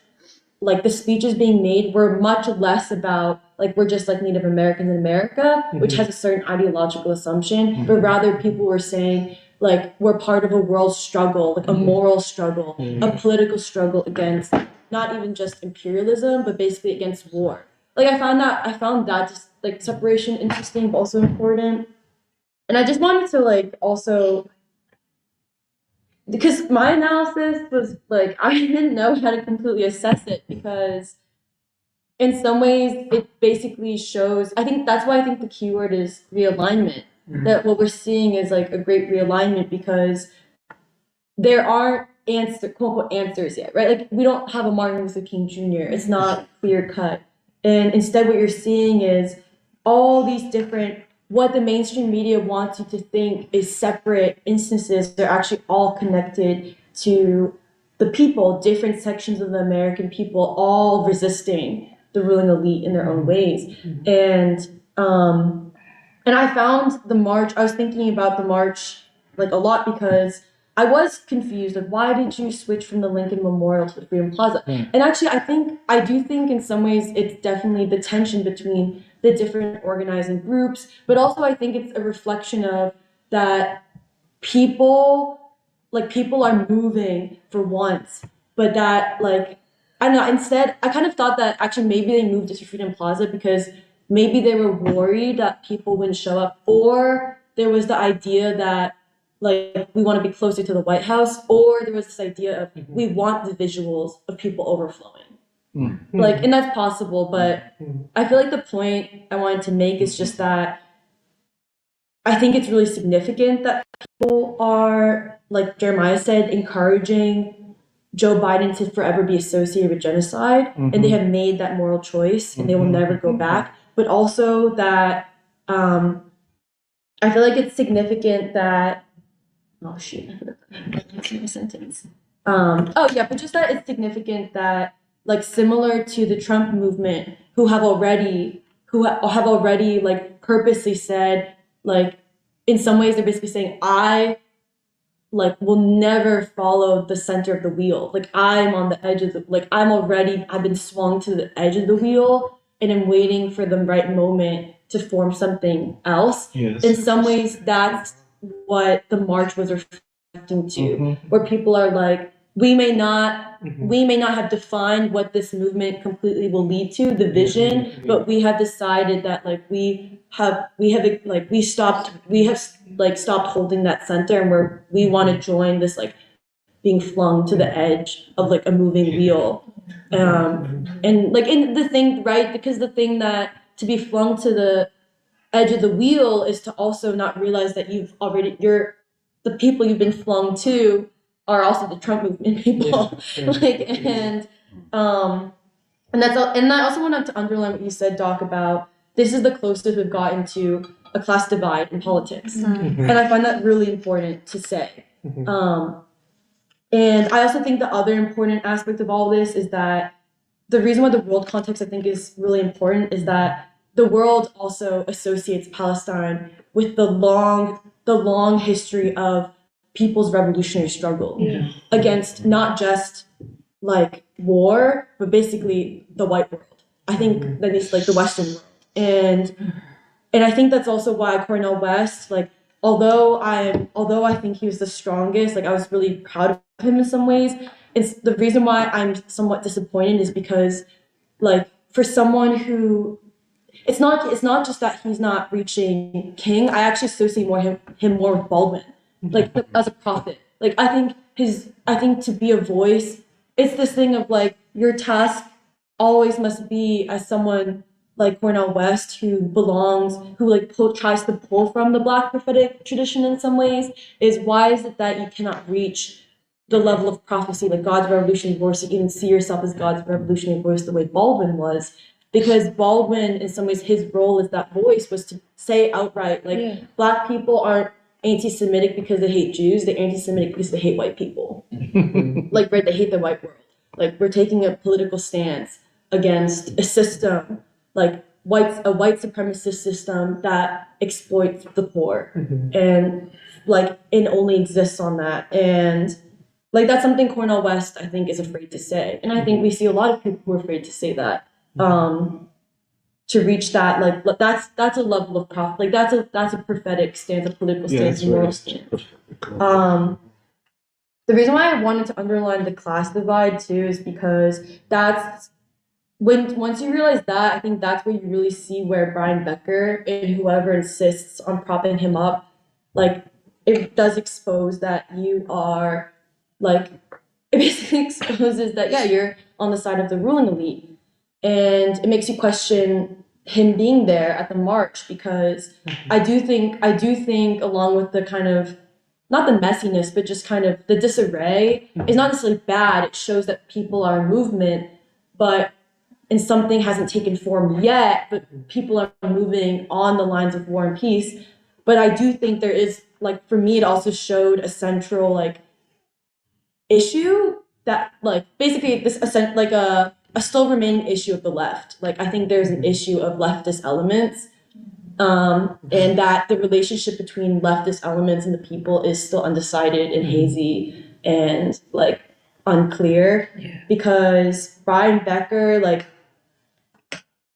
he would not see it as the moment. The political alignment we're in today is one where we're at the greatest heights of like a class divide. We're the closest we've gotten so far to a class divide, and instead, like everyone has said, Brian Becker's big thing he's harping on, and it will be the death of I think PSL and anti-coalition, and that whatever form of the left that is he still insists that Republicans and Democrats are the same, but what he means by that is Trump and Biden are the same. And that's not true. And if you say that, it means that your politics is not based on assessing where the working class are. And it means your politics is not based, which is what they say that their politics are about. Yeah. I think I wanted to say more about that, but that's it. Yeah. Yeah, one thing that I guess to add to all of that as well, like I also think like what does like the freedom or like the struggle of freedom for Palestine demand of like the American people? You know, one of the things I see is like just with this class divide as well, is that yeah, you do see like the distinction of like, are you with the ruling class or are you like with the people? And I think that's like an international thing because of this distinction being made of like the Western world. So no, I think that's an important connection that has to be made with the American people and the rest of the world, but also, yeah, like the realignment of the American people with, yeah, the Trump movement, but also, like the what do you say, like the reconciliation, with like King and like I think like Black America as well, because like we've seen it in the march, like people I think trying to. I didn't like Jill Stein to be honest. I think Yeah. she was just Mhm. running like a campaign over there. Mhm. But you see like yeah, like what was brought up with like the immigrants. Like okay, really if you stick with the ruling class, you're just gonna end up in a path of like destruction for your country, but also for yourself here in America, separated from everybody.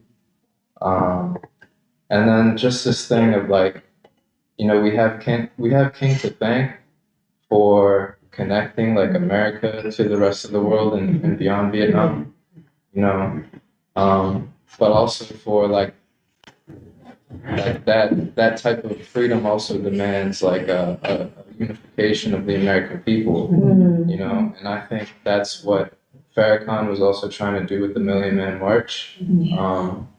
One of his main themes was also reconciliation among the American people. He said justice or else, but also really like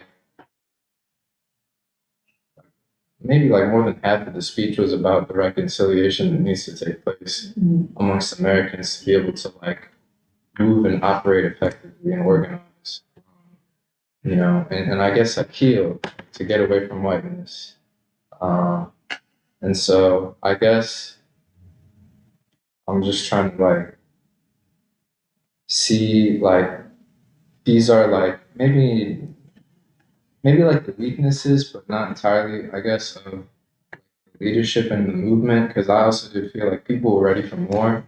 I know I was kind of tired of like, just standing there at the same thing over and over again. I really was. How are you gonna keep working people, man? They're on their feet all day. You get tired, you know.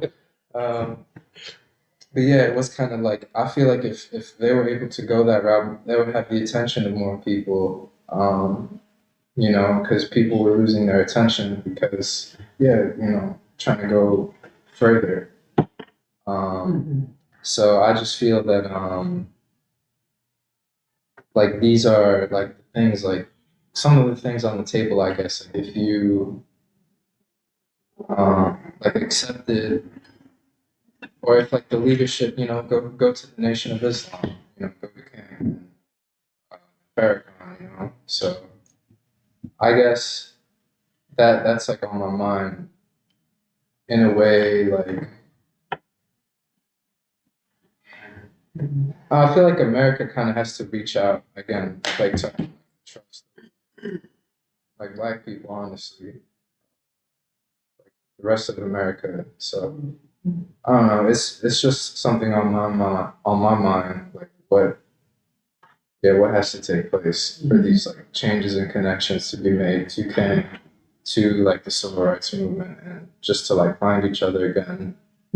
Because I think there's I wouldn't place one before the other. Or I don't know if like the world works like this, but I feel like if you want to see like the Palestinian and like darker humanity, you also have to see like the Black man in America, and that's gonna have to be like something that's made between all these movements, I feel like. So just something like that. Oh, go ahead. I feel like in a lot of ways what we're describing is crisis of soul, or of a nation of people who are struggling and striving for soul. I was reading about this fellow, Emmanuel Todd is his name.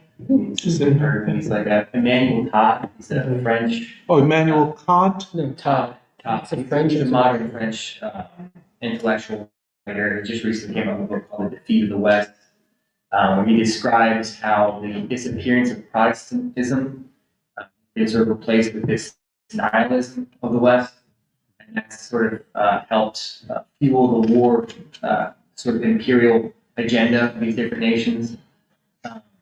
But I also think of like, I don't know, growing up and participating in politics in whatever way I was able to, my experience has always been, at least from the Democratic side, to try to instill fear in me or others around me to vote so that the Republican doesn't get in, which is sort of a nihilistic approach. It's sort of, I don't really have something to give you, but fear, if nothing else, fear will suffice. And it sort of has in a certain real way, up until a point, right? Up until a point where people can witness what's going on in this particular moment in Gaza and know that this is wrong.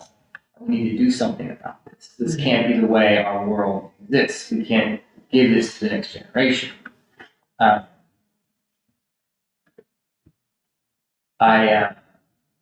feel like that fear has dissipated in a real way, in large part, I think, because people have started to really experience, in this country especially, all of the fears we're told we should be voting against. You know, like, I mean, for instance, what we're told about Trump is that he would bring in an unprecedented amount of chaos around the world and institute all these draconian totalitarian measures to restrict the freedom of speech, to destroy small businesses. The list goes on. I mean, working people realize that's what we're living through right now.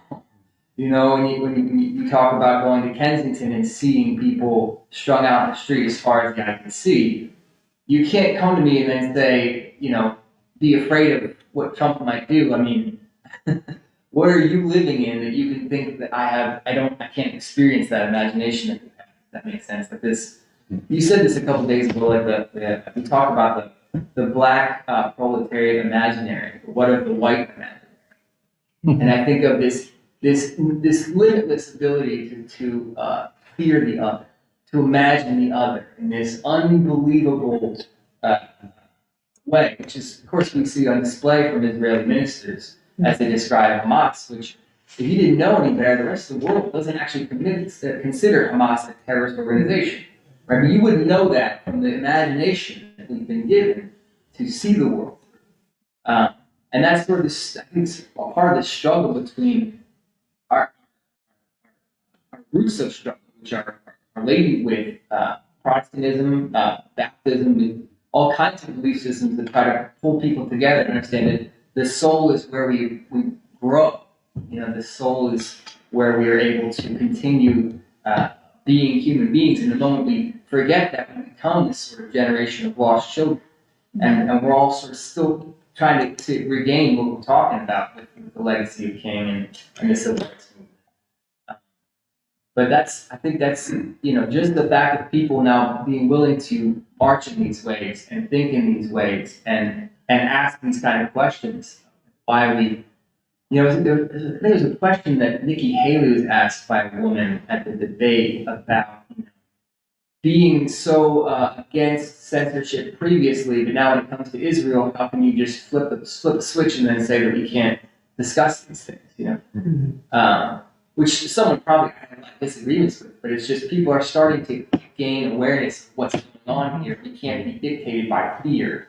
You know, it makes me think of that Baldwin idea of, like, you know, black people in this country experiencing unbelievable pain and suffering, and coming out the other side, realizing that they can endure these things, you know?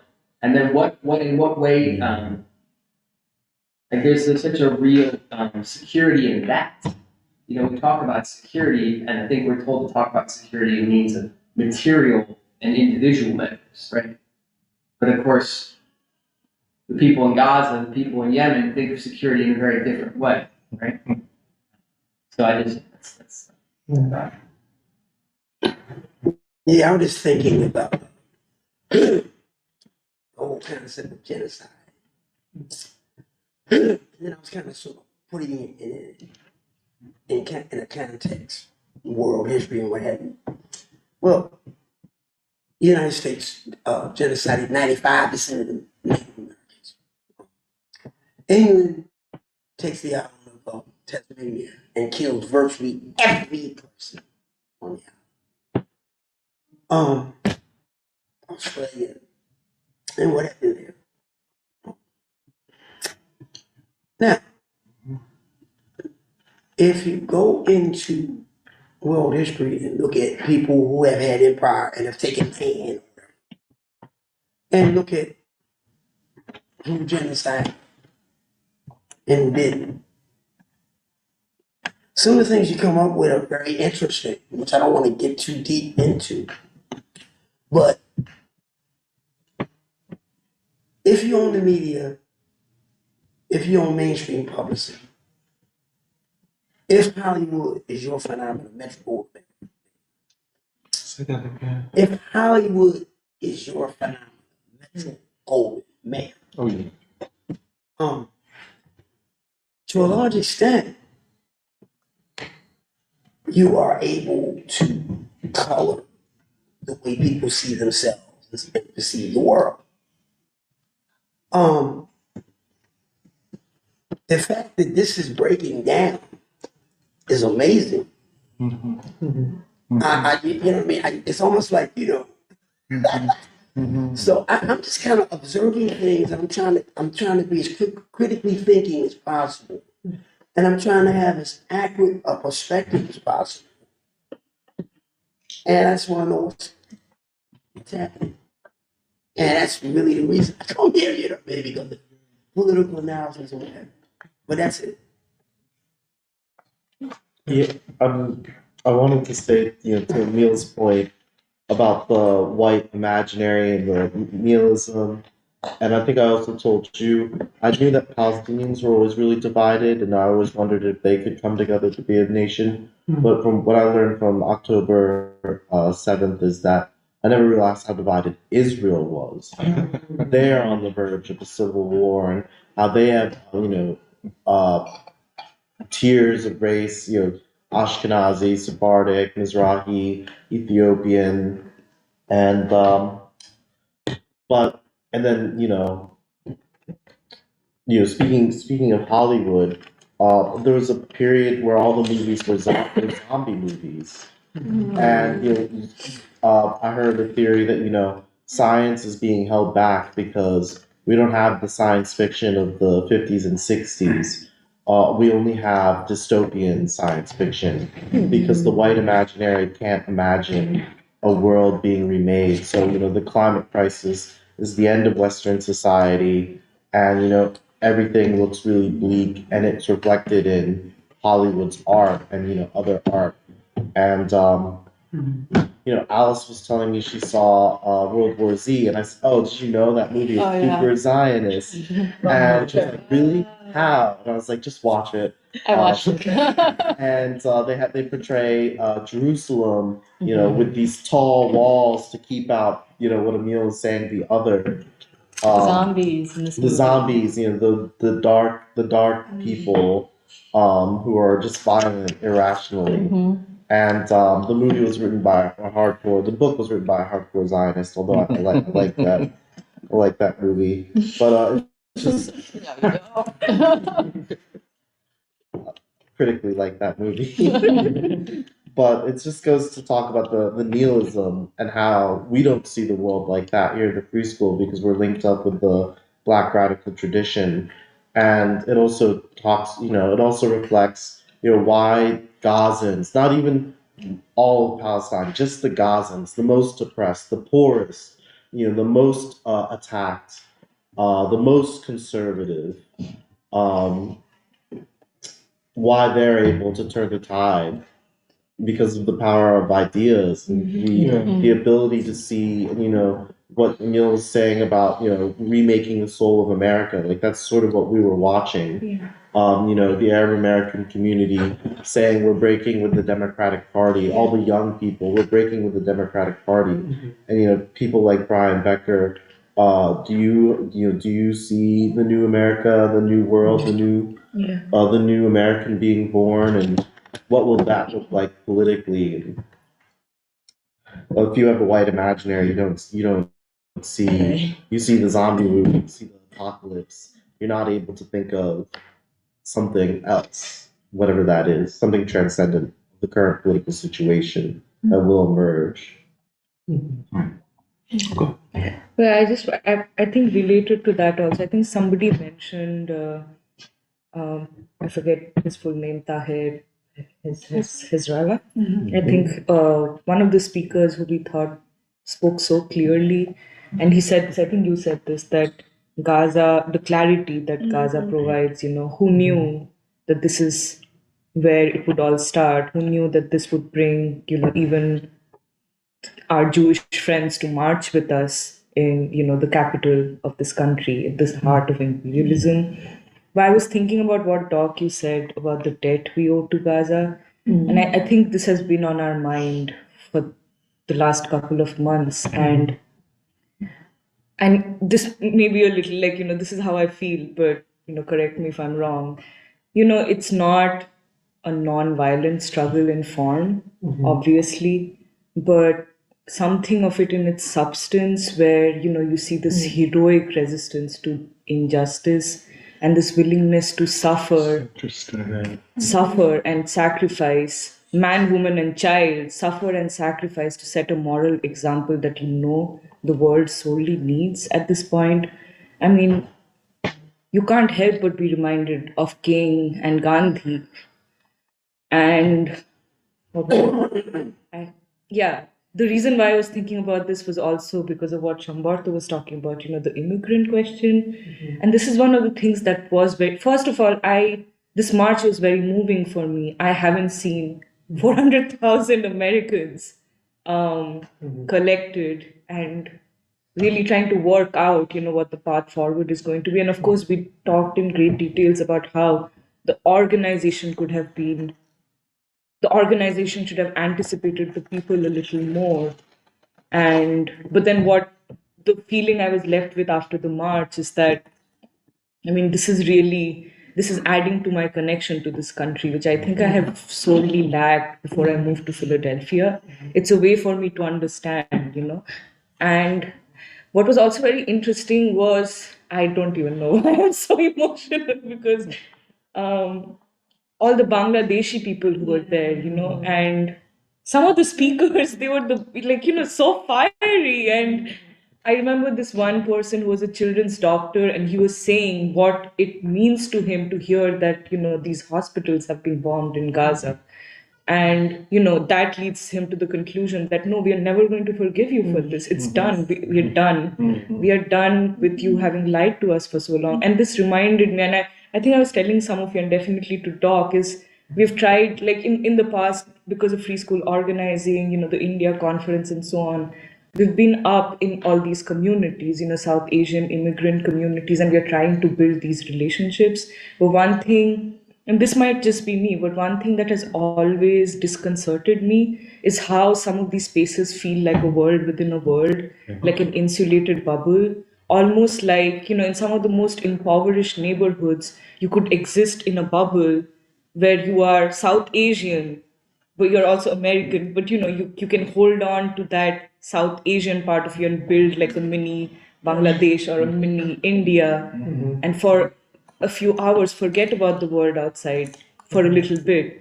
So, you can hold on to your culture, but you can forget the revolutionary edge of your civilizational history. And by that same logic, you can also forget the Black freedom struggle, which is your only real connection to India. And I feel like this is also one of the debts we have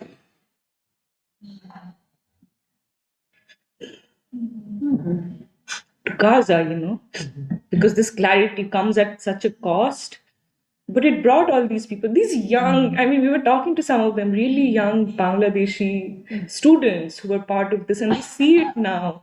And I feel like this is a way to reconnect with that history that I think as soon as you set foot in this country, you are almost required to forget. You're supposed to forget about your freedom struggle. Yeah, just some things that.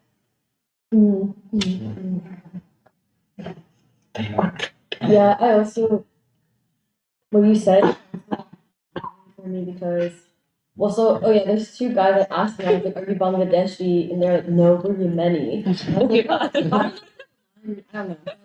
But I was thinking about how, like, in some ways, Gaza, what you're saying, it gives, like, especially I think young, because I don't know if it's, like, for me, I don't feel like it's just young Muslim Americans or young Arab Americans, but actually young children of immigrants, a sense of pride, like something that you were meant to be so ashamed of. Now you feel proud, like, just because in some ways it's like you look at the young people in Gaza, but just you look at the people in Gaza and you think to yourself, like, that's my people. And actually, it's why, even with Hamas, I don't like when people feel the need to add the qualifier. But I think what Hamas did was wrong. No, actually, when I think of those young men who did what they did, like whatever the details of what people accuse them of doing, it's like, well, I can't help but feel like they're my young men. That they, like and I think the people who feel the need to qualify and say what Hamas did was wrong, it's because you have the white imaginary. And it's just really moving because, like you said, it's like what you're saying about the debt, like the debt that we can't repay to Gaza, like the Gazan people who've suffered so much. They gave us back a gift of spirit, the gift of a connection to our people, a pride of our people, pride of the dark people, oppressed peoples, in a sense of like, I refuse to pledge allegiance to white America, and I refuse to pledge allegiance to the white world, and now I'm conscious of what you want, like what this country wanted me to be, and yeah. Well, it's really interesting because in a lot of ways, Gaza has placed the question of whiteness on the table for America far more than, let's say, Black Lives Matter ever did, but in a substantive way. And you need this category of whiteness to even explain like the presidential dynamics. Like, what, aside from whether Mossad has dirt on RFK, like the only way you can explain his like sense of defensiveness around Israel, it's white supremacists. That's right. And people have to understand that this is a part of the political dynamic, even as how it's playing out. And I just feel like this is also why there's no better time for us to go out among the people of Philadelphia and among the American people to read James Baldwin too. There's no other way for Americans. Like, it's not just that we're saying like, oh, you have to read James Baldwin for X, Y, Z. It's like the world history is pressing upon us and saying we Americans have to find a way to figure this thing out, and we should realize that we have tools at our disposal. We have a strong hand to play. We have people who've already worked through a lot of these questions, and we can go to that to like actually resolve like this historic question that remains unresolved. Because I feel like it's like the question of whiteness is on the table, the question of the left is on the table this year. Like all of this is on the table. And ultimately, yeah, obviously the ruling class. But I just feel like that also is a debt that has to be paid where the people of Gaza, for humanity, have placed this question of the Western world order on the table. And then America itself have placed the question of whiteness. Because there's there's really no other way that you can make sense of it, and it is how it factors into like the class struggle and all that stuff. But I think that's something that has to be understood as well, and this is part of why there's never been a more appropriate time to go out among the American people to say let's read James Baldwin together and try to work out this question. It has not been fully solved yet. Oh, sorry, just small correction.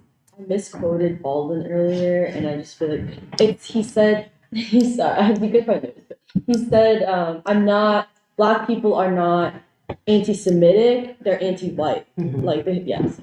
I just didn't want to be on camera saying that Baldwin said we should all be.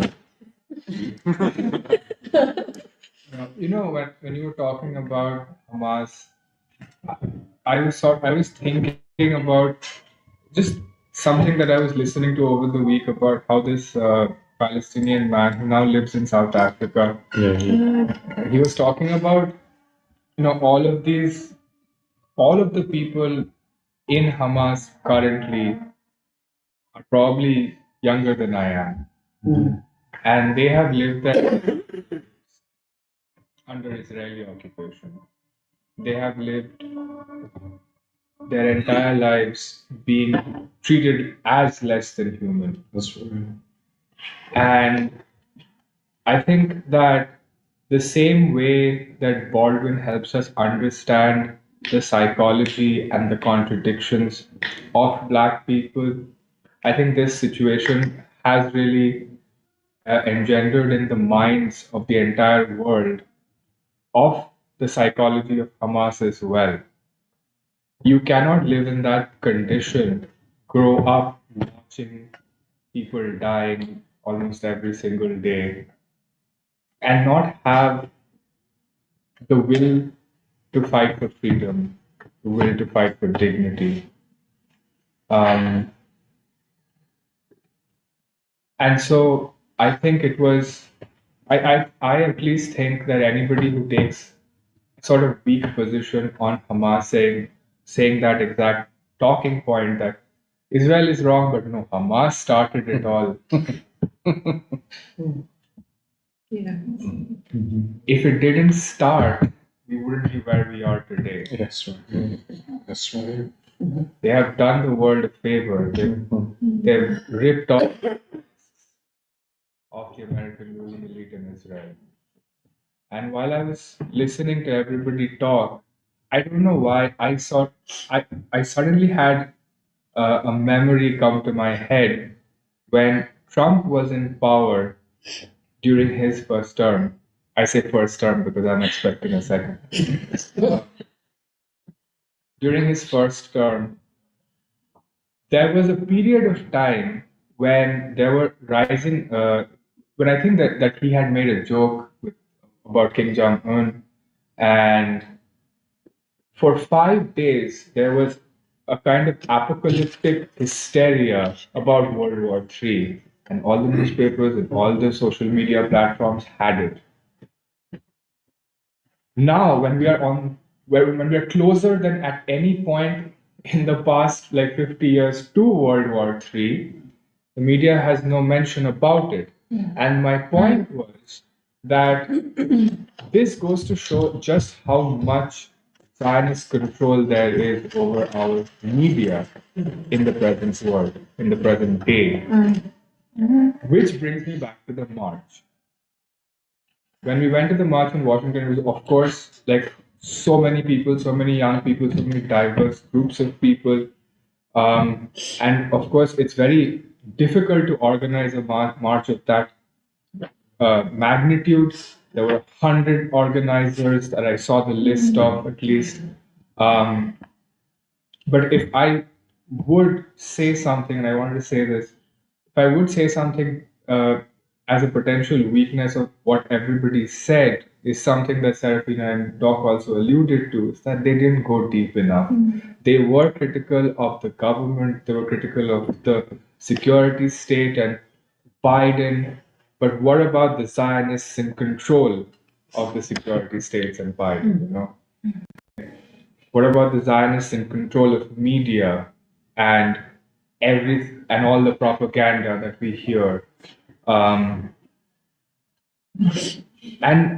it really goes to show just how much they are in control, because I recently read an article in The Guardian where it was a pretty technical article. I don't think I got all of it, but from what I understood is that there are certain laws and regulations in place for controlling whatever taxpayer money that the US uses to fund weapons abroad, if they are being used for human rights violations, there's a committee that is set up, and that funding is cut off almost immediately, except for Israel. Israel has a different committee, a different process which bypasses all of this, so they are not actually held accountable for any human rights violations that they may do with weapons or ammunitions which are funded by American taxpayers. Only for Israel. And that really brings into question what we can do as people. And I think that this is something that is going to be that is going to result, it has to result in a kind of new democracy, And I go back to when we were reading the mission statement for the Year of Baldwin last week, where Baldwin was extremely critical of war and imperialism and, again, the white imaginary. But he was an optimist, and he said that there is no other option but to fight. We have to struggle.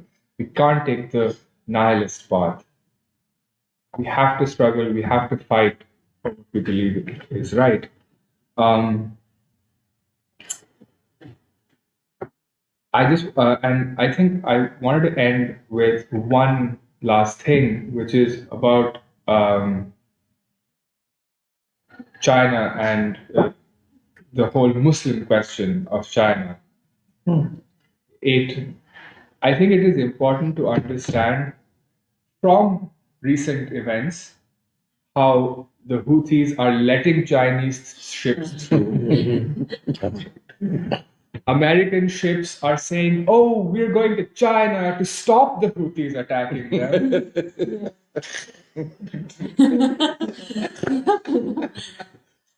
And also, the people of Palestine having recognized that China is with them. And I think that this is all indicative of the fact that I think that there is a false narrative which has been created in the United States about China and the Muslim world.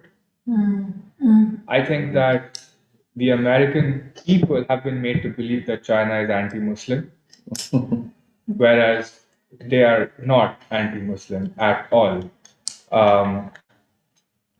And then you get the but the Uyghurs question, but we can. There's little to no truth in that.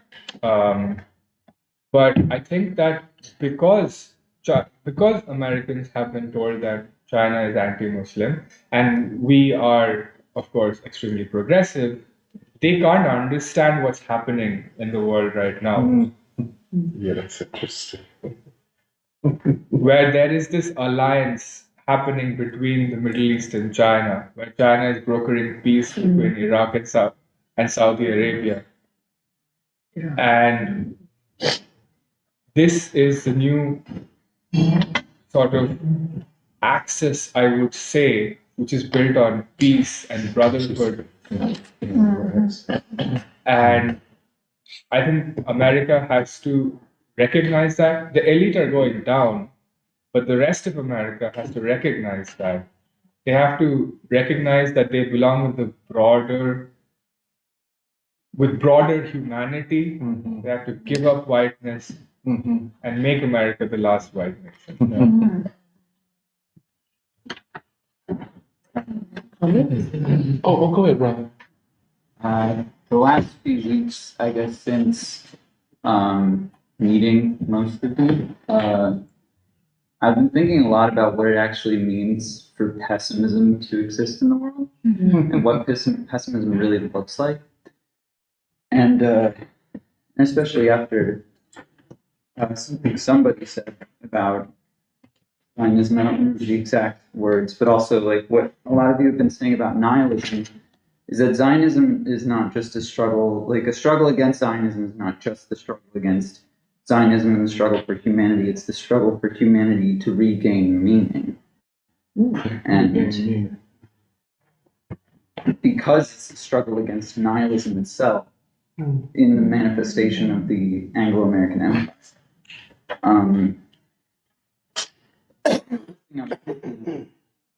That you had brought up on the front of Ukraine, and it being a little bit, I don't remember your phrasing, but like being more pressing in Palestine and Yemen. And I always thought of the Donbass as like the beating heart of the multipolar world, because when everything started really going down with the special military operation, that's also when Russia and China and India started trading oil in rubles and rupees and yuan. And so I thought that was very interesting that you made that point, because, you know, that was like the catalyst. And all of the events that happened there cascaded into what's happening now in Palestine and with Yemen, and is just making de-dollarization easier for the rest of the world. And also to talk on the note of RFK Jr., the most recent release of the flight logs, a lot of the Kennedys were on there. Wow, say that one more time, Ryan. The most recent release of the list of people on Epstein's flight logs, a lot of the Kennedys were on there. That makes sense. They're way too happy for me. I don't know if RFK Jr. was on there himself. He was. He was? Yeah. Okay. He made a statement about it. Oh, Yeah. Well, there's that. My wife and kids were on the jet, but we didn't do anything. We promised. That's what he said. Interesting. But also on the front of North Korea's recent what's it called? I guess decision, and I exactly want to call it that. But I think that both them and China realize that they have to take necessary steps forward, given the situation that happened with Ukraine, the situation that's currently happening, and the situation that's happening with Palestine. Especially the election that had happened in Taiwan recently, and China called that the person who got elected, I don't remember their name, China said that that was like a very warlike person. I think they're preparing for the next pivot of complete failure to go to Taiwan, which, you know, objectively a mistake on the empire's part, but everything they do is a mistake at this point. But I think that the DPRK sees the same,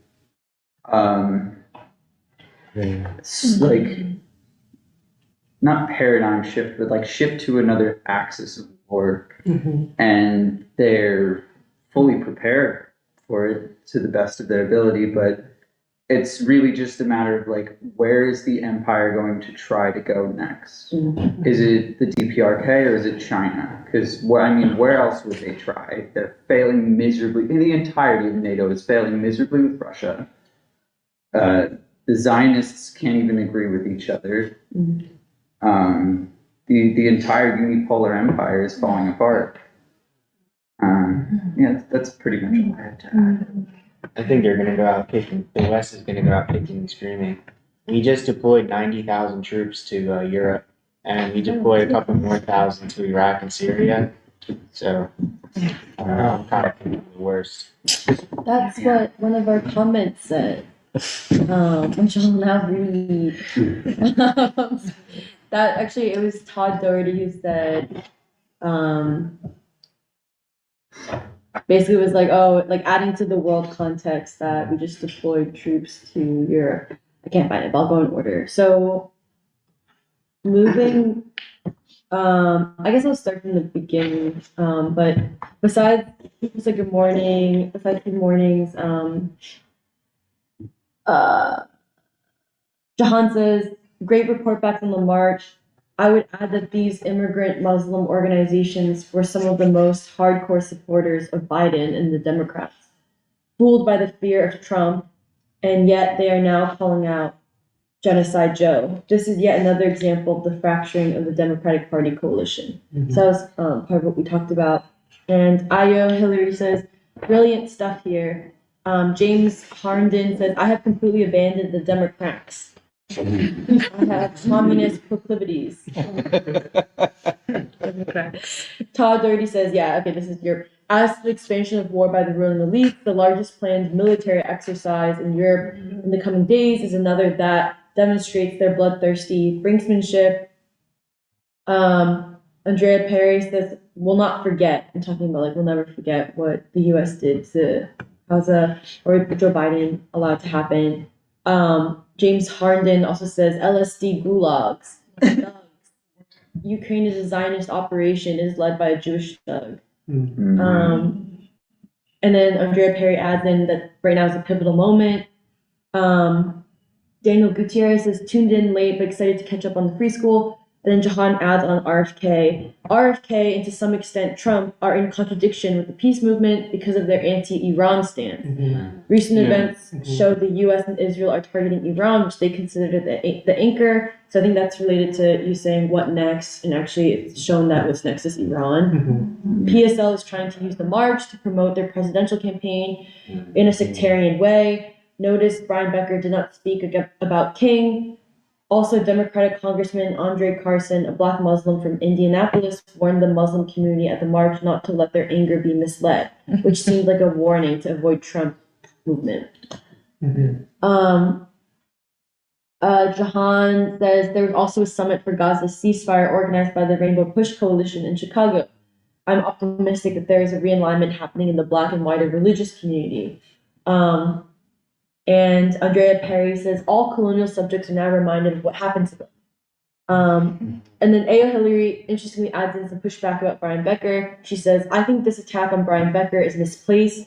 We are all on the side of the working class. Brian has the organizing ability to pull together these marches. In no way is Brian a Democrat. This is all misinformation that keeps getting propagated in leftist circles. Todd replies, the free school is calling out Becker's Trump derangement syndrome. And then Ayo says that's not his position at all. Todd says, have you watched the interview with Becker being discussed? Ayo says, I haven't, but Brian is a Marxist-Leninist historical materialist. In no way would he be pro-Democrat. Todd says, Becker is not a Marxist-Leninist, he's a Marxist and a Leninist, to avoid the discussion about PSL's Trotsky heritage. To avoid the Becker is a Marxist and a Leninist to avoid having to discuss or basically having to recognize PSL's Trotsky heritage. And then Todd also adds Anwar al-Awlaki is New Mexico's own. So Jahan adds, adding to the world what's happening around the globe, Jahan says, also the 19th summit of the non-aligned movement occurred in Kampala, Uganda. The non-aligned movement and the African Union both condemned Israeli actions and called for ceasefire. President Ramaphosa of South Africa called for a fair UN system. Oh yeah, and also the thing about how I think it's beautiful that basically the world and the darker countries of the world are claiming Palestine as part of their own inheritance, as part of like both not just the peace movement, but also like that all these anti-colonial movements saw that their next step was the peace movement, or saw that their anti-colonial movements were intertwined with the peace movement. And I thought it was really beautiful that in South Africa, in some ways, South Africa charging Israel genocide also gave new meaning to South Africa once again. That's right. Like in some ways it reminded them of their own history, and like all those people, all those lawyers who were those young lawyers, like young people in South Africa returning back to the airport, treated like celebrities more than anyone else in South African society. I think that like also showed something about that young people are looking like they don't want another AOC. Like they're not looking for the performative bullshit. They're actually looking for someone who has actually the moral backbone and courage that they can look up to. Like in some ways it's like interesting that people have a new criteria of who they want to look up to, like leadership. That's what they have, a higher criteria of leadership because they know they've been bamboozled. But it's also like a way to also view, I think Doc has said this before, but that Gaza and what's happening in Gaza is a test of the legitimacy of each state with its own population. Yeah. Right? Which is also a question of the Arab countries. Why aren't the Arab countries doing more? It's because of the leadership, the governments of the Arab countries. It's not the people themselves. 'Cause all the people of the Arab world are united for this, but it's like, oh, will our government act on Gaza or not? And that's a question of legitimacy of each government in each country too. Mm-hmm. Yeah, which is also interesting in the U.S. The test, it's also a test of the institutions, like the universities, but also like you mentioned, Sean O'Brien having to meet with Trump. He was forced because in the past, Sean O'Brien was elected as the president of the Teamsters Union against the Hoffa regime or quote unquote Hoffa regime, whatever you call it, but because he's basically associated with Bernie a little bit, like progressive, like very seen as like someone committed to transforming labor unions and their role in politics. But actually, he was someone who was very against Trump, and the left was very annoyed at him for meeting with Trump. But the reason why he felt the pressure, the reason why he had to do it is because his membership. Is because his membership would oust him if he wouldn't do something. Right. And so it's kind of interesting what you're saying about like at the moment it's a test of like the states, but also in the U.S. There's a crisis. Isn't it? I mean, I heard the chat person say, "Well, Brian Becker is a Marxist Leninist, and he's on the side of the working class, and so on and so forth." But I think what we're involved in, and this is like a great debate in the left. It's a great debate in the Black community, and this is what the event in Chicago, the Push Rainbow Coalition thing on Gaza, indicates a deep debate. But I would say this: you cannot be and I put quotes, historical materialist and not understand the political reality of a crisis of legitimacy. When the people have turned against the ruling elite, well, let's say it is not a revolutionary moment yet, let us say. Maybe pre-revolutionary, maybe it won't achieve its revolutionary potentiality. We don't know. But one thing is clear. The ruling class is acting in ways that tells you that they're in a panic state. And they're in a panic state because they've lost control of the people. So what are you going to try to do? Heal the wound? Is that it's not just Brian, it's the Communist Party of the United States, I don't know DSA, which is many factions, so I don't quite know. Probably Jacobin Magazine, and all of them who have cast their lot with the Democratic Party as the anti-authoritarian, quote, anti-fascist party. And even Cornell has had to change his rhetoric because he was talking that Trump is a neo-fascist thug.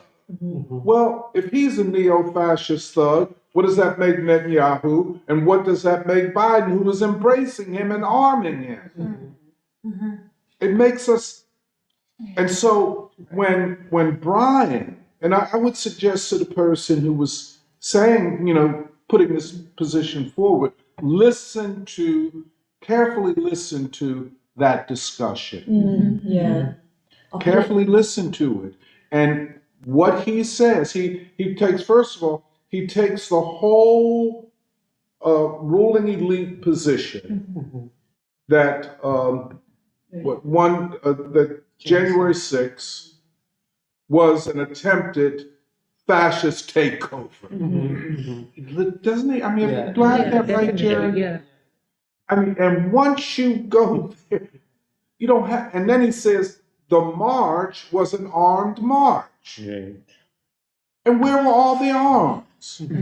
Yeah. And so then he says, well, that the Democrats are in collusion or are soft on Trump. That's what he said.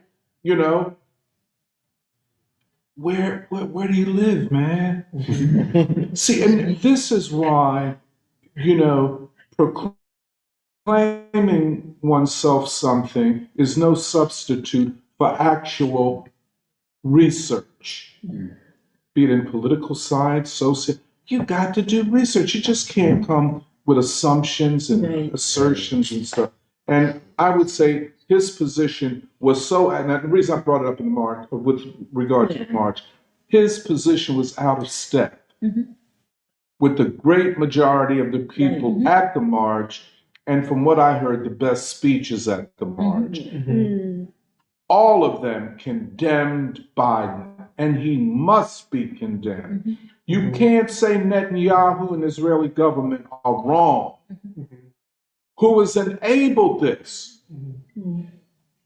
I mean, I don't know where to go. I mean, it's just 2,000-pound bombs, and now they estimate 100 of them have been dropped. Where'd they come from? Yeah. Where'd they come from? Right. And at that point, this is a political indicator. If you want to, I guess everybody said, I'm repeating everything. This is why Gaza and so is more important than even the Russian special military operation. It is the great divide, the great measure of everything. That's I mean, like this argument, I'm not sure which chatter said this, but it's defending Brian Becker because he considers himself this form, and orienting. This is a big divide in Western leftist thought. Yes. Like, that historical period of time known as communism wasn't what my idea of communism is, and therefore it's not what the real is. The real is my orientation to an ideal, a form.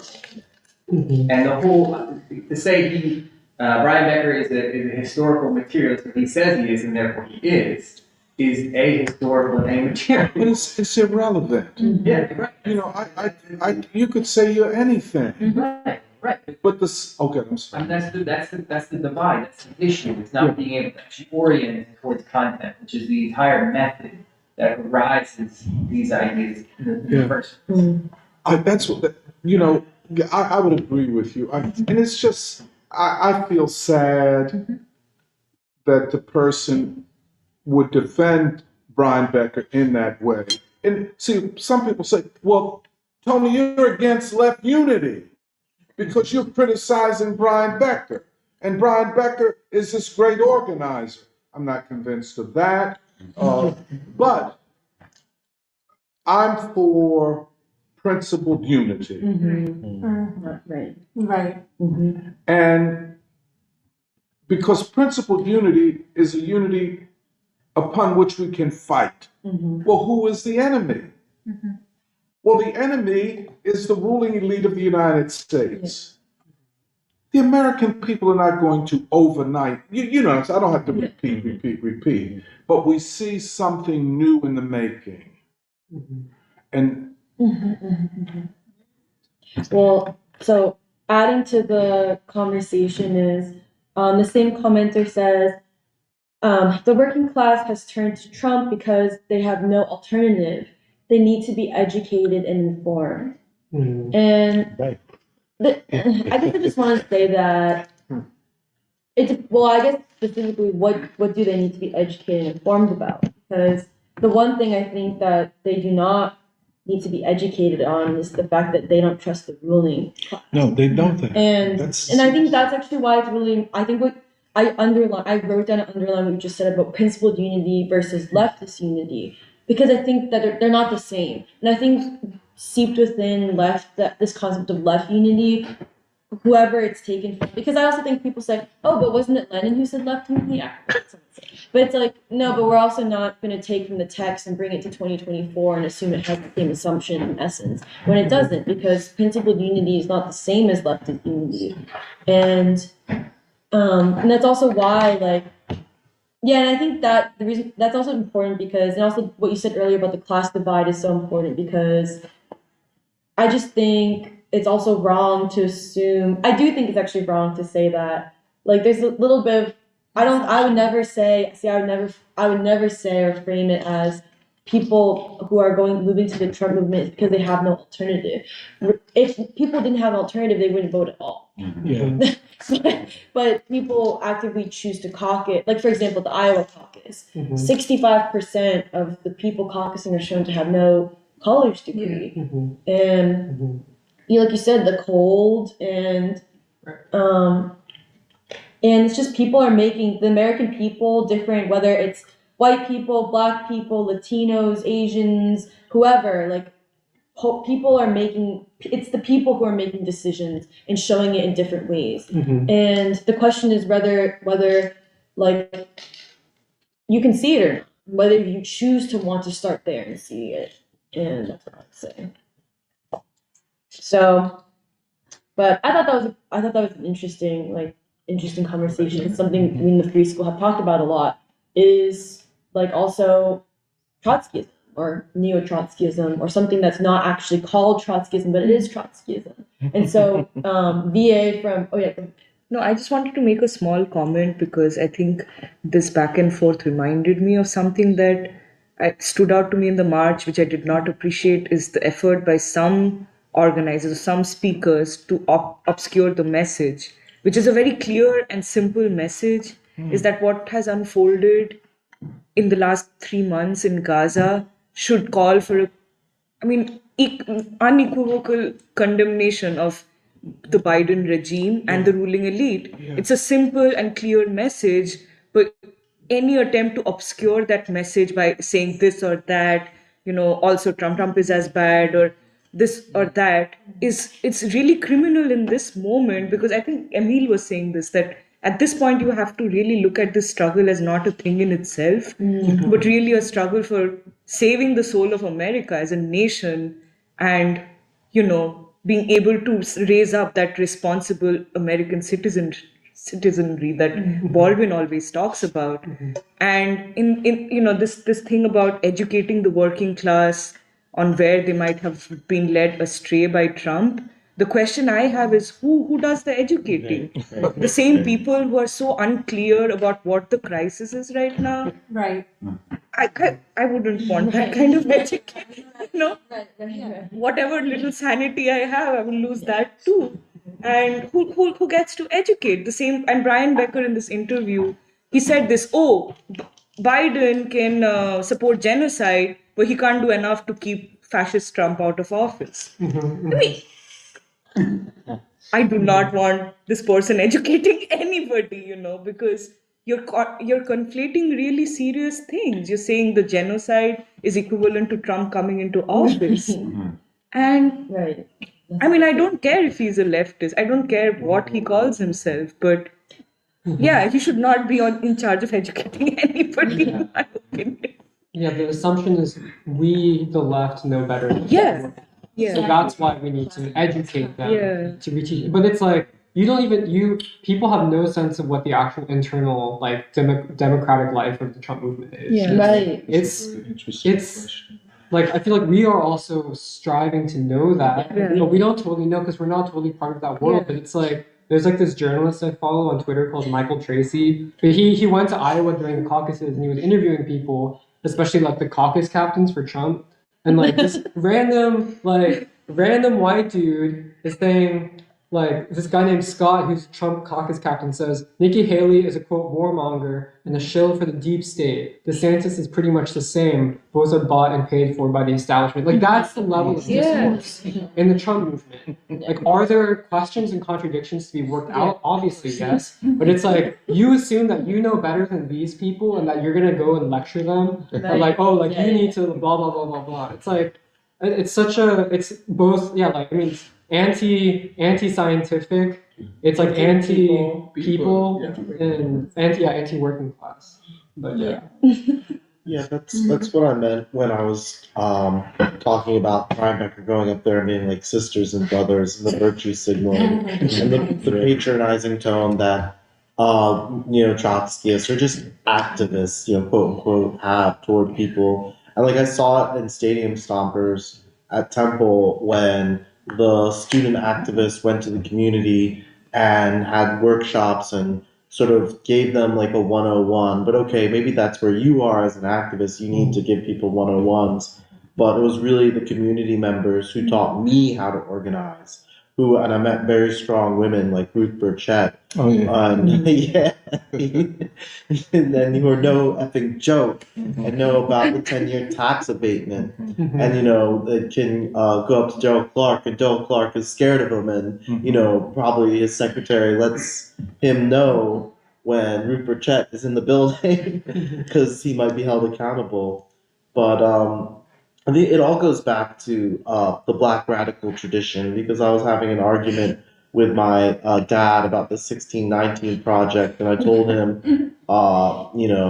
we went back and forth, and he said, well, it's historians have written it, it's history, and I said, no, it's a journalist. A journalist has written it, and he said, oh, but it's pro-black. I thought you were for things that were pro-black, and I said, well, the black people have something called the Black radical tradition, which tells them that you have to be careful about segments of the white world that claim to be pro-black just to use you. And so yeah, for me that's the moral lesson that we could draw from the Black radical tradition, that we must draw from the Black freedom struggle today. And then I wanted to respond to what you said about all the people, and I think a commentator said all the colonized people know are awakened to the reality that what happened to Gaza, or the sanctions on your country could happen to you. Every sovereignty is threatened when there's a super sovereign, and it wasn't just Palestinian flags. We even saw Bosnian flags. I'm still not over that. Even in America, I remember when I was young and I went to a CARE fundraiser. There was one guy who was a convert. Oh man, this is a childhood memory. Sorry. There's one guy. You guys would like this stuff. There's one guy who was like, "I'm a Texas Muslim. I say Allahu Akbar, then I say Yeehaw." And he was a white man who converted. And then there was a woman, blonde, blue-eyed, really long dress. My mom said, "Where are you from?" She's, "I'm from Bosnia." But all those people, Bangladeshis, Yemeni, and it wasn't just a flag for Palestinians. It was everybody's flag was at that march. One woman had a Trinidad and Tobago flag. That's where she was from, probably, we assume. And there's a difference between the immigrant community and the white leftists in America, and it's that the joke is on Instagram when you're a Marxist and a Leninist that you have all these different flags on your Instagram profile. Oh, I support Venezuela, I support Palestine, I support Yemen, I support Korea. But actually, the flag is missing is the flag that belongs to your people.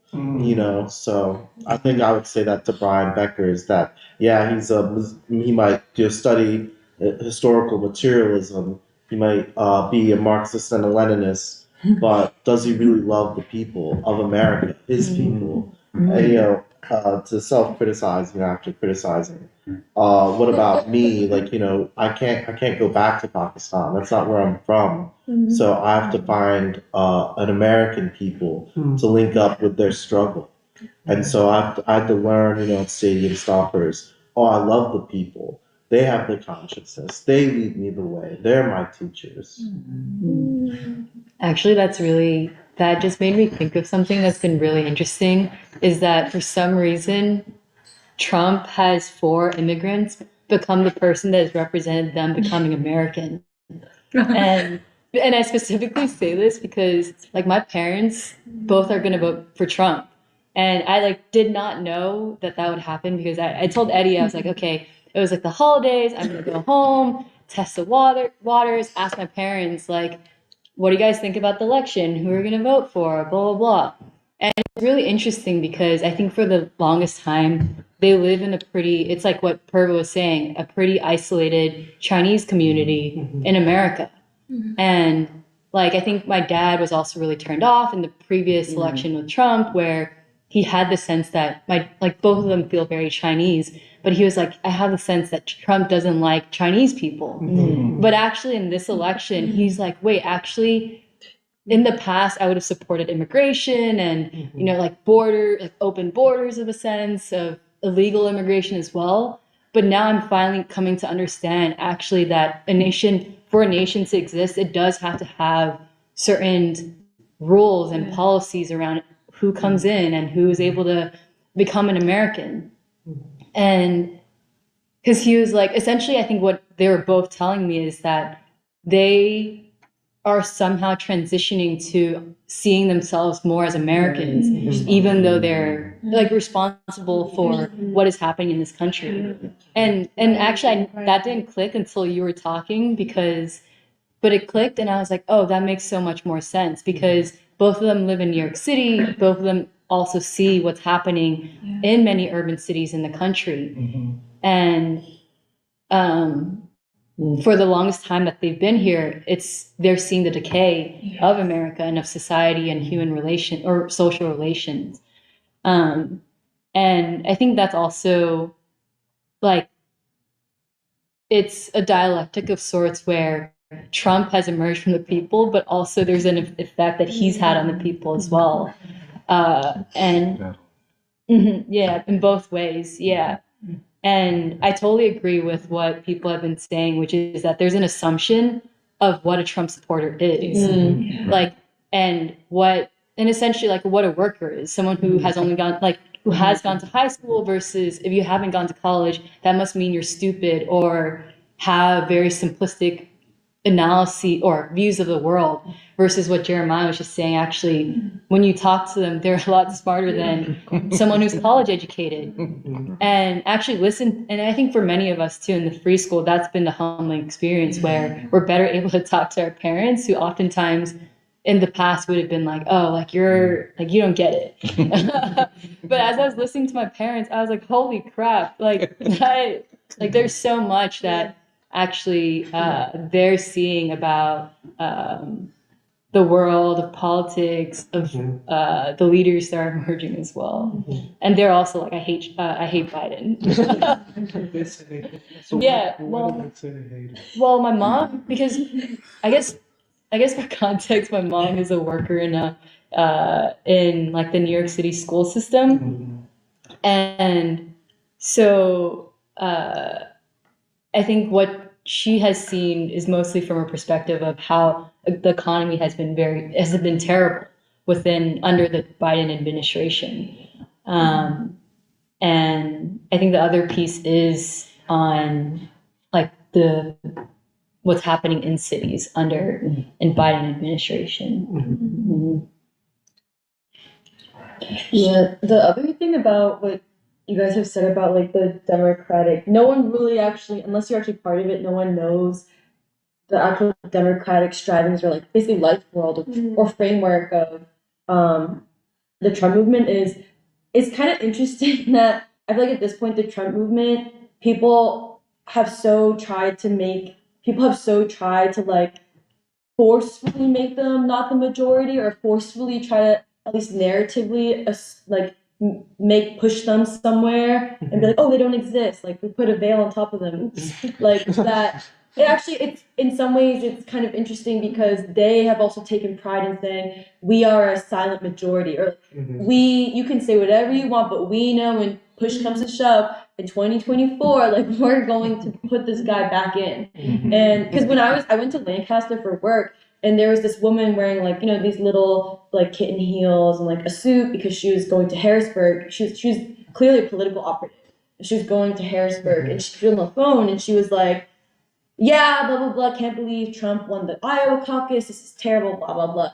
And then this like big white guy who was like, I don't know who he was, this big white guy, and then this like suave looking Latino guy gave each other a look. And it was like a secret Trump look. It was a secret look. You know the way you can tell someone through looks, like they give each other a look. They suss each other out, and then the Latino guy was like, Biden stole that election. And then the white guy, you could tell the white guy was like, hell yeah! So excited to see each other. And they talked. It was like a shared language. But they were like, that was my man 46, 47, 45, 46, and he's going to be my man 47. And they like talk, and they were calling each other brother, and they like started getting closer to each other. They exchanged phone numbers, and this is all within 5 minutes. And then they got into their Ubers and said, "God bless you, man, and God bless Trump." And it was kind of like, it was basically like, there's such a strong sense of like, F the ruling elite, like F all these people who think they can just talk down on us, convince us that the economy is good, convince us of XYZ. We've crafted in our minds our own world. Like, and they're like, we're moving on and you guys are behind. Like it's really in some ways this thing of like, yeah. Well, because the other part of it too is that there's always this assumption that the American people are stupid, that they don't know anything. But like even like Doc, when you go on Garland's show, he has like tens of thousands of people listening to him, and it's not just Garland. It's like all like I feel like it's also like our own lives. But if we assume that the American people are stupid and don't know anything, it's like one, it's inaccurate because it's like constantly people are going around like they're listening. They're not just listening to what's happening, they're listening to like new voices. Like people are going around like listening to people like Garland Nixon. Like his audience is like completely just all different like it's like very working class. It seems like it's not like quote unquote leftist, like maybe some. But I just feel like all around this country, people are like they're listening to like different ideas or listening to new voices. That's part of the crisis of the legitimacy of the elite, because they had the control over the narratives that people would listen to. But now it's like everyone's listening to like their own thing, and that's also what gives them a language to talk to each other. But yeah. Can I add to that real quick? Yeah, I know like Rachel Maddow and like MSNBC, they like refuse to air anything about Trump. But when Tucker Carlson went on X and had his Trump interview, it was like the most viewed. What was it, like 13 million views maybe? But that's really profound. I think it was over 100 million. Over 100 million, yes, I was way off, yes. Okay, last comments. Virginia Cott says, shouldn't we stop using the phrase taxpayer money? The U.S. government spends public money and it should be spent on the people's needs, regardless of our tax bracket. U.S. military spending occurs without taxes. They went off the gold standard during both world wars. In the 70s, Nixon took the dollar off the gold standard because we no longer enter wars. We are engaged in permanent war. And then VA from New York says, why don't Trotskyists want us to know they're Trotskyists anymore? And then Andrea. Interesting question. Right. And then Andrea Parrish says, Trump group uses crime as a weapon, implanting fear in people. Maybe. But, okay, it's 1:38 and we should probably talk about updates from the year of James Baldwin. Do you want to begin with the inauguration, or do you want to begin with the vision statement? Maybe quickly we can talk about the inauguration and how it's connected to the vision statement. We've been talking about it, but 2024 is the 100th birth anniversary of James Arthur Baldwin, the great Black American essayist, novelist, playwright, poet, and also revolutionary. And February 17th, which is a Saturday, from 11 a.m. to 5 p.m. At the Parkway Central Branch of the Free Library, 4th room, we're going to officially launch the Year of James Baldwin, and we're going to inaugurate the year and dedicate it to the mortal children of Gaza. And a lot of like the programming, the agenda for the day, we're still like getting the finer details in order. But when we were thinking about this launch, the big thing we want to say, and it's really encapsulated more comprehensively in the vision statement that Doc wrote, is this idea of James Baldwin on his 100th birth anniversary, celebrating him, honoring him, but bringing him back to speak to Philadelphia as a revolutionary, and especially in a political crisis in Philadelphia, the country, and the world. And we found this very important to like say over and over again, and to really let that shape both the year, but especially the inauguration in dedication to the mortal children of Gaza, because too often James Baldwin is celebrated as a queer man, a gay man, or just a writer, as if to be a writer is apolitical. And the point we're trying to make is that with the Year of James Baldwin, God's revolutionary voice is to say, first of all, God and revolution are not contradictory. But actually that, because that's also to say in some ways, to put God and revolution together is also to say that he's Black. This is the Black tradition. This is America's tradition, and this is also the future.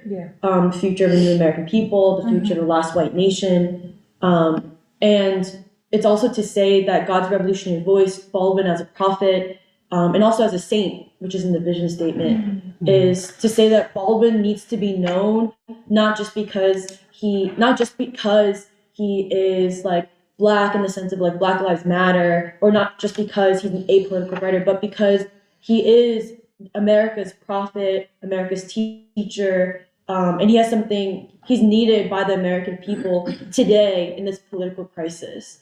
And so we'll show at the inauguration, we will both read the vision statement, which we hope to read again today because there are some changes and edits.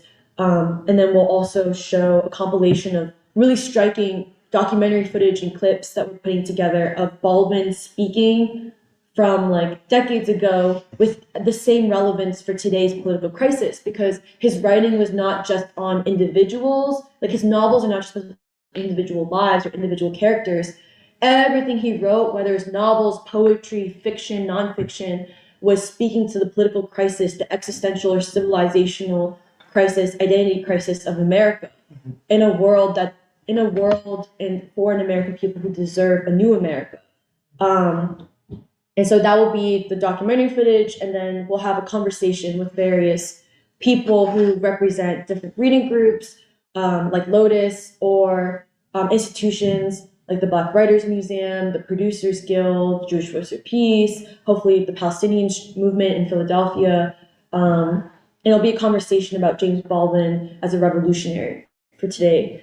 And then we'll end with a intercivilizational cultural performance with like Ramya, the beautiful classical Indian dancer, and maybe her students who pay tribute to Baldwin. Serafina will sing, and Alfie Pollett, the great jazz artist, will play solo, a tribute to Coltrane and to rhythm and blues in Philadelphia, Teddy Pendergrass. And yeah, because for us, the importance was to say it's Philadelphia celebrating James Baldwin. Like it starts with Philadelphia, because the poorest of the large cities, yet throughout, no matter like the fact that Chicago might look prettier, or other cities have more money, maybe are glittery. Philadelphia has the people, and it has a history of the people, like a fighting spirit of the people, and a great contribution in art and music and revolutionaries contributing to America's revolutionary struggle. And so that's why it's really important for us to have like someone like Alfie who will play from Philadelphia, with that sense of prophecy for the future. And then lastly, we're hoping that Jeremiah and Blaze could read some of their original poetry, but also talk about how poetry is the language of the revolution, or poetry is the language of the revolutionaries. Because it was Jeremiah who told me, in some ways, the children in Gaza, when you hear them speak in all those videos, like it's almost like they're poets. The language they speak, and what does it say? A people who fight for the future, fight for their people, like speak like that. So I just went through that pretty fast, but just wanted to give an update on the inauguration, because if you go to the website yearofjamesbaldwin.org, you can register for the free event, the launch, and it's just a way for us to have head count. But and then maybe podcast. Maybe we can get an update on the podcast and avant-garde, that makes sense, which is podcast. And then lastly, we can read the vision statement. Okay, about the podcast is just going to be a parallel arm of the Year of Baldwin along with all the reading groups. And I think the purpose of it through a different medium is to capture what Emily was saying, is to reintroduce Baldwin as not, of course, a brilliant writer, one of the most brilliant essayists, but also a revolutionary. First and foremost, a revolutionary, because you do see a lot of, there are a lot of Baldwin speeches and videos that are available online for people to look at. And then there are also podcasts which study him or parts of him, his early life and this or that. But we overwhelmingly feel that they don't manage to capture Baldwin's essence, because they do not capture his revolutionary essence. And there are specific things that have bothered me, which I can talk about in more details later on. But the one thing that stands out to me in all of these attempts to make sense of Baldwin is the concerted effort to keep him separate from the black struggle and separate from King, so to speak. And you find in all of these podcasts or whatever conversations about Baldwin, always this comparison coming in. And I know I've spoken about this a lot, about how Baldwin was closer to Malcolm and couldn't really get with King like that, and all of this. And I think because we have spent so much time in free school reading Baldwin, but also reading Baldwin in the context of that history of the black struggle, I think it is fair to say that this is just wrong. It's ahistorical, and it's just the wrong way to view Baldwin and his works, especially his essays, where if you read his essays, it's very clear that these are questions that he was trying to work out, but it's not as simple as to say this or that about Baldwin and the black struggle. And so through the podcast, what we want to do is we also want to read his essays and perhaps his novels, but also listen to him, his speeches and so on, and have guests on so that we can actually have a new kind of conversation for a new pedagogy that's suitable for this time, because it's when our previous conversation that we've had today in free school about Gaza, but the world, the way it's changing, it requires a new language, it requires a new way to talk and know, which I think, and we've concluded that Baldwin is able to provide for this time. And we're still trying to figure out what the format is going to be and what the details are going to be, but this is the general thrust of what the podcast is going to be. And we have a time for it. Right after the inauguration, we're going to start the Sunday after it, so 18th of February, and it's going to be Sundays noon, Philadelphia time, every other week, starting on the 18th of February. Yeah, I'll keep it short.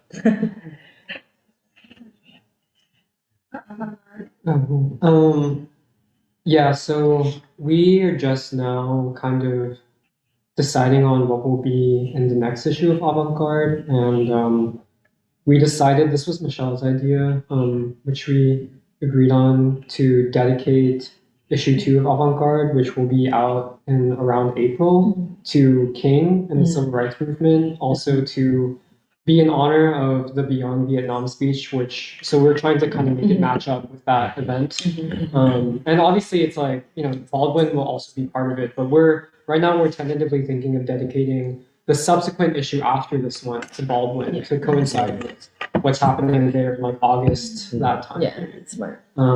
Because also in a lot of ways, it's the way that we understand Baldwin is through the revolution that he was a part of, and through King as well.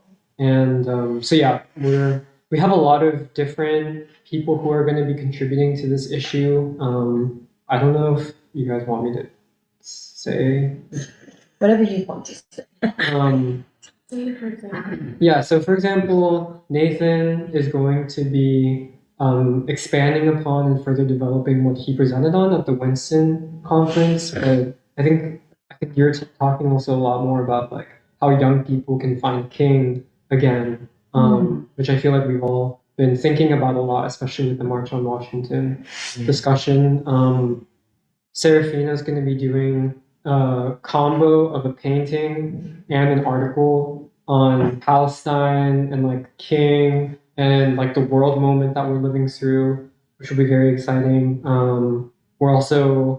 Michelle is going to be leading together with Kathy and Doc a conversation with Leo Gadsden, who is an institution unto himself in the Philadelphia jazz community, but also talking with him about what it was like to come out of the Vietnam War and all of that stuff. Nanitha Raju are going to be contributing an article about the world historic significance of King, and kind of also how do people in India respond when they talk about King, that kind of stuff. Samir is going to be writing an article about also about Palestine and the Palestine movement. Where does it go from here?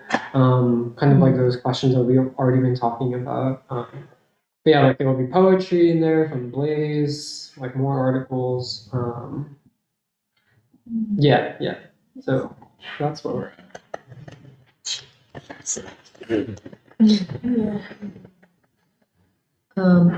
And I guess Kathy, you're gonna read the vision statement. Yeah. Well, I haven't gotten a chance to speak because I've just been processing so much of what we've been discussing, and I'm honestly just so happy to, I know we missed free school last week, but we were all together, but that we are all together talking about this, and after the experience that we went through, witnessing and trying to make sense of the march, but also in the context of the U.S. domestic struggle, but also internationally.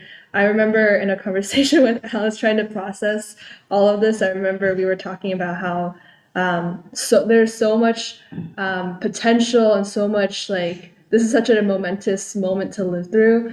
But at the same time, what we're trying to do, I feel like closer matches the moment and the revolutionary sort of fervor of this moment. Then I feel like we saw so many weaknesses of the march, also so much obviously potential. But what we're trying to do, I think, really lives up to this question of what this debt that we owe to the Palestinian people, or even this. It's we ask ourselves what is it that we need to do to be worthy of it? And I feel like reading over the vision statement this morning, trying to prepare to read this aloud, I feel really grateful that we're getting to do this, and I'm really excited that this is what we're going to be putting forward at the front of all of our events, the Year of Baldwin, everything. So. Yeah, without further ado, James Arthur Baldwin's God's Revolutionary Voice, in celebration of the 100th anniversary of his birth. This year is the 100th anniversary of the birth of James Arthur Baldwin. The Year of James Baldwin is a celebration of him and his literary, philosophical, cultural, artistic, and ideological genius, and his contributions to the revolutionary remaking of world humanity. Baldwin was arguably America's greatest novelist and perhaps the greatest essayist in the history of the English language.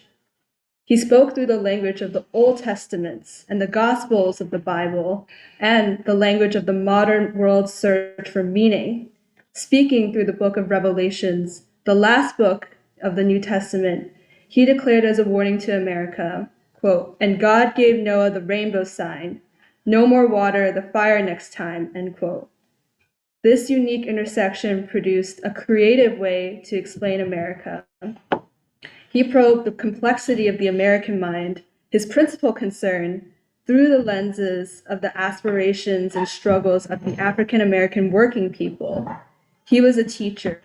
For him, knowing carried with it the responsibility to teach, and teaching was a way of changing people's consciousness, allowing them to become agents in the transformation of the world.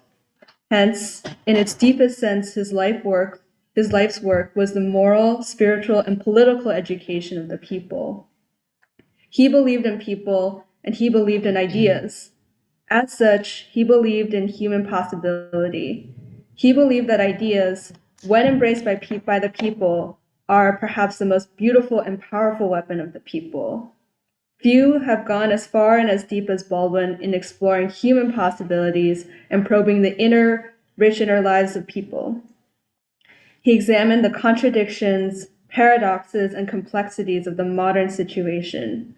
Through it all, he remained an optimist, believing in the revolutionary and emancipatory potentiality of human beings. He saw himself as a witness in the Old Testament sense, as a witness for the truth. It is this witness that inspired him in a profound empathy towards and passion for the poor and oppressed, and especially children. His witness for the truth sparked in him a fire which never went out. He insisted that to know the truth is as much of a question of moral striving as it is of rational and scientific thought. It was for him the truth discovered in moral striving, especially for freedom, where art meets and intersects with the revolutionary imperative. Artists and writers must, as he declared, strive to be on the right side of history, on the right side of the people's revolutionary struggles for freedom. Too often we only know Baldwin through the narrow view of academics and intellectual elites, and not through him as a revolutionary and freedom fighter. James Baldwin, a revolutionary for this time. Baldwin's worldview was neither tragic nor nihilistic. It was revolutionary. He avoided what he saw as farcical reinventions of worlds that only existed in the minds of their inventors, seeing them as ways to avoid the crises of the modern world. He saw at once them as anti-revolutionary. Revolution and prophecy defined him. He prophetically declared that the trajectory of American history, if not changed, would lead to the crises we now face. He believed that a new American democracy was possible, but it required the people achieving power in their own name. He viewed the Black freedom movement as the revolutionary movement and Martin Luther King as a unique revolutionary. He saw whiteness as an identity that undermined the full democratic consciousness of white Americans, but also all Americans. He viewed imperialist and colonial wars such as in Vietnam, Algeria, and Africa as a work of anti-democratic and anti-revolutionary forces. In the end, he saw revolution not adhering to a set of doctrines, but as a practice rooted in and coming from the people. History and the logic of historical change grounded his thinking. As a revolutionary, Baldwin lives and breathes life into those activists and movements that discover him. Art, literature, and the revolutionary imperative. Art and literature were for him the poetics of the excavation of things seen and unseen. The writer, therefore, did not exist in him and her or herself, as the bourgeois aesthetic might have it, but as part of the lives of ordinary working people. Art and literature shaped the moral conditions for the community in struggle. They were, for Baldwin, acts of love dedicated to the truth and to the people. They were part of a revolutionary commitment. And as art and literature flow from love, in Baldwin's hands, they become forms of revolutionary love for humanity. His novels, poems, and plays capture the human essence and human striving. His characters collide with the reality of America. The paradox of human striving and the reality of oppression produce psychological and ideological pathologies. His characters struggle with their identities and tragedies in the face of historic injustice. This is a search not just for resolution, but for completeness as human beings. His artistic and literary imagination emerged from a special consciousness as a Black proletariat imaginary, a futuristic imagination. This is an aesthetic anchored to the imagination of Black people, flowing from their history. Baldwin was, therefore, inspired by the poetic narratives of artists like Bessie Smith, Billie Holiday, Dinah Washington, Nina Simone, Aretha Franklin, Donny Hathaway, and Patti LaBelle, and how composers such as Duke Ellington, Charlie Parker, John Coltrane, Curtis Mayfield, and Marvin Gaye. While his literary works took on concrete form in the life worlds of Americans and Black folk, they capture the universally human and the universally concrete, the real that is present throughout humanity in all its many forms. As a revolutionary force, art and literature take on civilizational consequences, which is to say, art and literature become part of humanity's striving to achieve new civilizations, anchored to a new people and new systems of economy and politics. Literature, in Baldwin's sense, is both the present and the future, because it is part of humanity's strivings. Baldwin asked, is it possible, out of the ashes and ruins of imperialism and racism, for a new world civilization to arise? His answer was yes, but we must fight to make it so. For Baldwin, language and morality meet on the battlefield for a new civilization and a new American people. Literature creates new language to address new moments in history, for which new grammars and vocabularies, exploring both the interior lives of modern people and the world historic situation. Language in Baldwin's works provides many ways of thinking and knowing. He is constantly working out new language, new grammars, new and unusual ways of writing, creating revolutionary language for revolutionary times. In his work, language is not merely reflective of society, it is generative of new human beings. Language for him can be futuristic and imaginative of what can become. Baldwin viewed this as a measure of art and literature living up to its revolutionary possibility. The Black Church in the Empire of Eternity. At 17, Baldwin left the church after being a youth preacher for 3 years, yet the Black Church never left him. The Black Church, as he experienced it, had become too satisfied with the world as it was, rather than the world as it must become. It had become confined to the colony of time rather than striving towards the empire of eternity. It had ceased to strive for cosmic partnership. Hence, for Baldwin, like Martin Luther King, in the struggles for freedom and truth, humans achieve immortality, they achieve the empire of eternity. In Martin Luther King, the Honorable Elijah Muhammad, and the Black Freedom Movement, Baldwin found Black leaders who thought and acted within the Black prophetic tradition. Each in his own way saw Black folk as the people for whom the prophets of the old spoke. They were the people of the book, the people of the Bible and the Quran. For each prophecy inspired struggle, each saw in prophecy the acknowledgement of a cosmic partnership between freedom fighters in the infinite, that which is beyond the individual, the personal, society, and even history. Pan-Africa and a New America.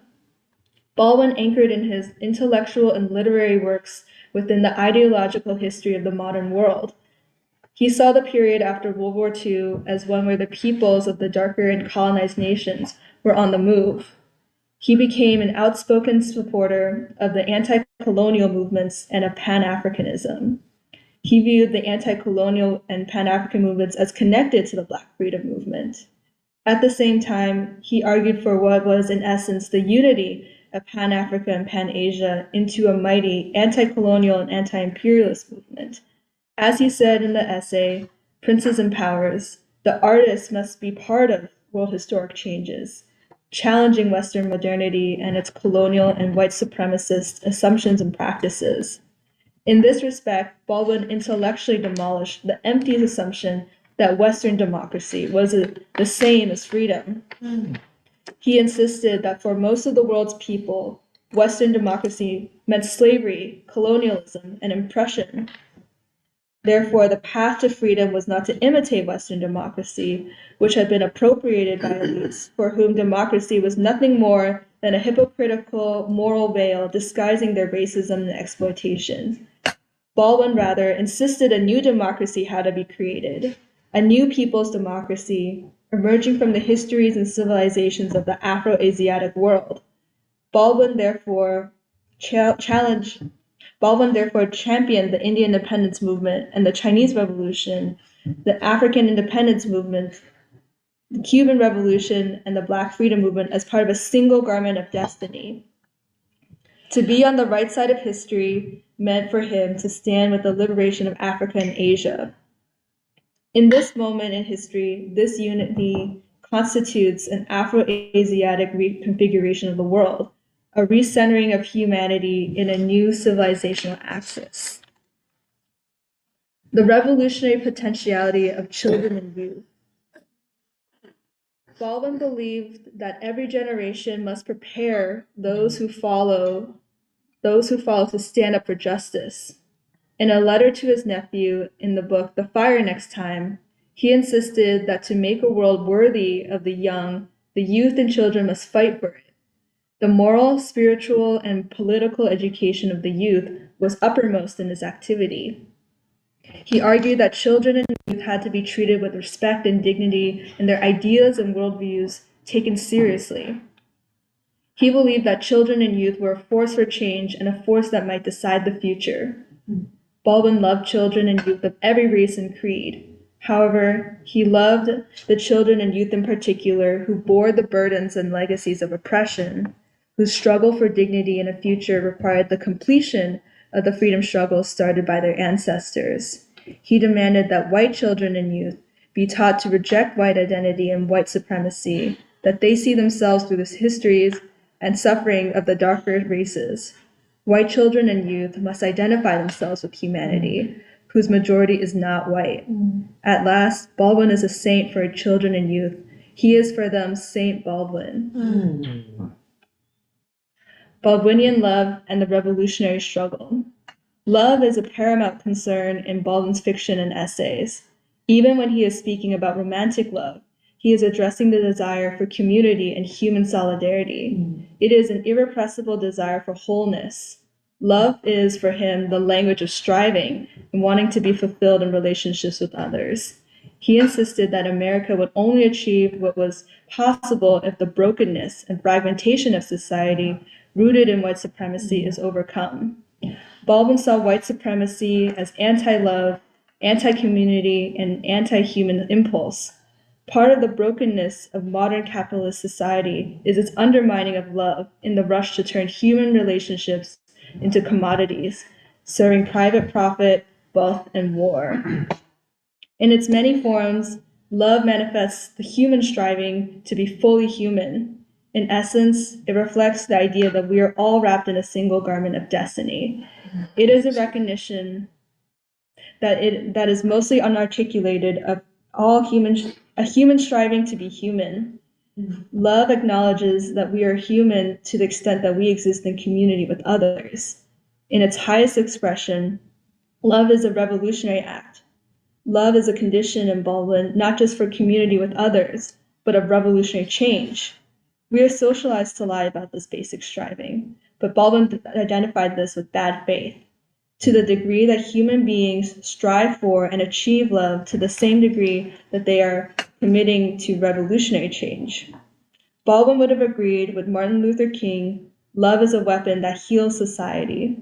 To the degree that love is the central value of the society, to the degree that there is a human future.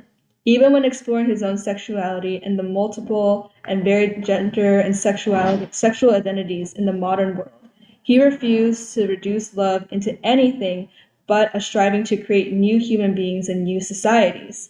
Sexual and romantic love were the initial stages of a great quest to create and be in human communities. Harkening back to early communities and societies, Baldwin saw love as a desire for a communal form of life, unfettered by capitalism. Reflecting on love and Christian salvation in his last published essay entitled To Crush the Serpent, he says, quote, complexity is our only safety, and love is the only key to our maturity, end quote, by which he is saying, despite the complexities and ambiguities of life, community is our safety, and love is the key to our becoming a new people. It is our salvation. The future. We are entering a new and dynamic epoch in history. People, through their actions and voices, are deciding the future.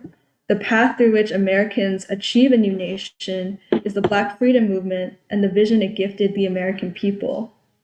As such, the American people in the dynamic struggle could throw off the shackles of whiteness and white supremacy and free themselves from spiritual death.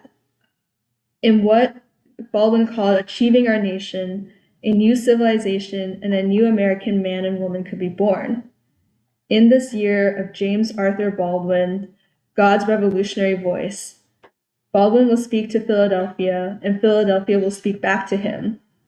In his words, to achieve our country and to make America the last white nation, we celebrate the great genius and prophet, James Baldwin. Alas, in Baldwin's name we dedicate this Year of Baldwin to the mortal Palestinian children of Gaza, to their suffering, courageousness, and their future.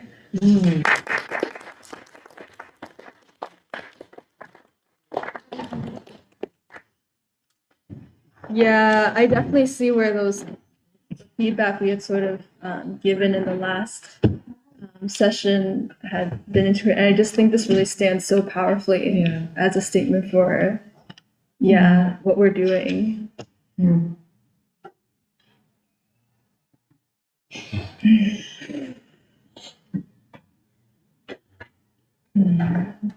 Yeah, I'm indebted to the conversations I've had with everybody, and through Emily rereading "Go Tell It on the Mountain." And I was not always, because I gave her my copy. I'd forgotten the plot, I'd forgotten the characters, and she was recalling all of that to me because I realized that I was reading his novels like you would read philosophy. Yeah. And I highly recommend this book to everybody, also his essays. And to situate him as he is a revolutionary, and to go through, I try to go through these various areas of literature, of art, of language. You know, every moment in history requires new language, and the great revolutionary writers create new language for new times. His is not just, I was trying to say, it's not just words. Language is not just words, it's grammar, and it's all of that. And I tried to deal with in Baldwinian love, which I think is very confused. You know, why doesn't a gay man primarily talk about gay love? Or when he's talking about gay love, why is he talking about way more than that, as he points out? So this concept of love as a weapon that heals, and this paramount question of what happens when people in society cannot love because they cannot trust. Right. And even what romantic love is the first stage of a greater quest. Right. And then, of course, children is a very important thing. And, to kind of, children are to be respected and not to be talked down to. I link children and youth together. And finally, a dynamic time, a dynamic period that we're living in. And so I was trying to say all of this.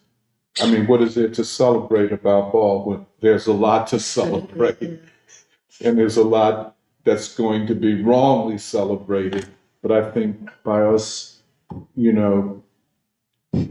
putting our ideological and philosophical footprint on the ground out the gate, let others say what they want to say or react to what we're saying. But I think this is a way that we can mobilize the intellectual and ideological power of the people. Right. And it will be clarified to us.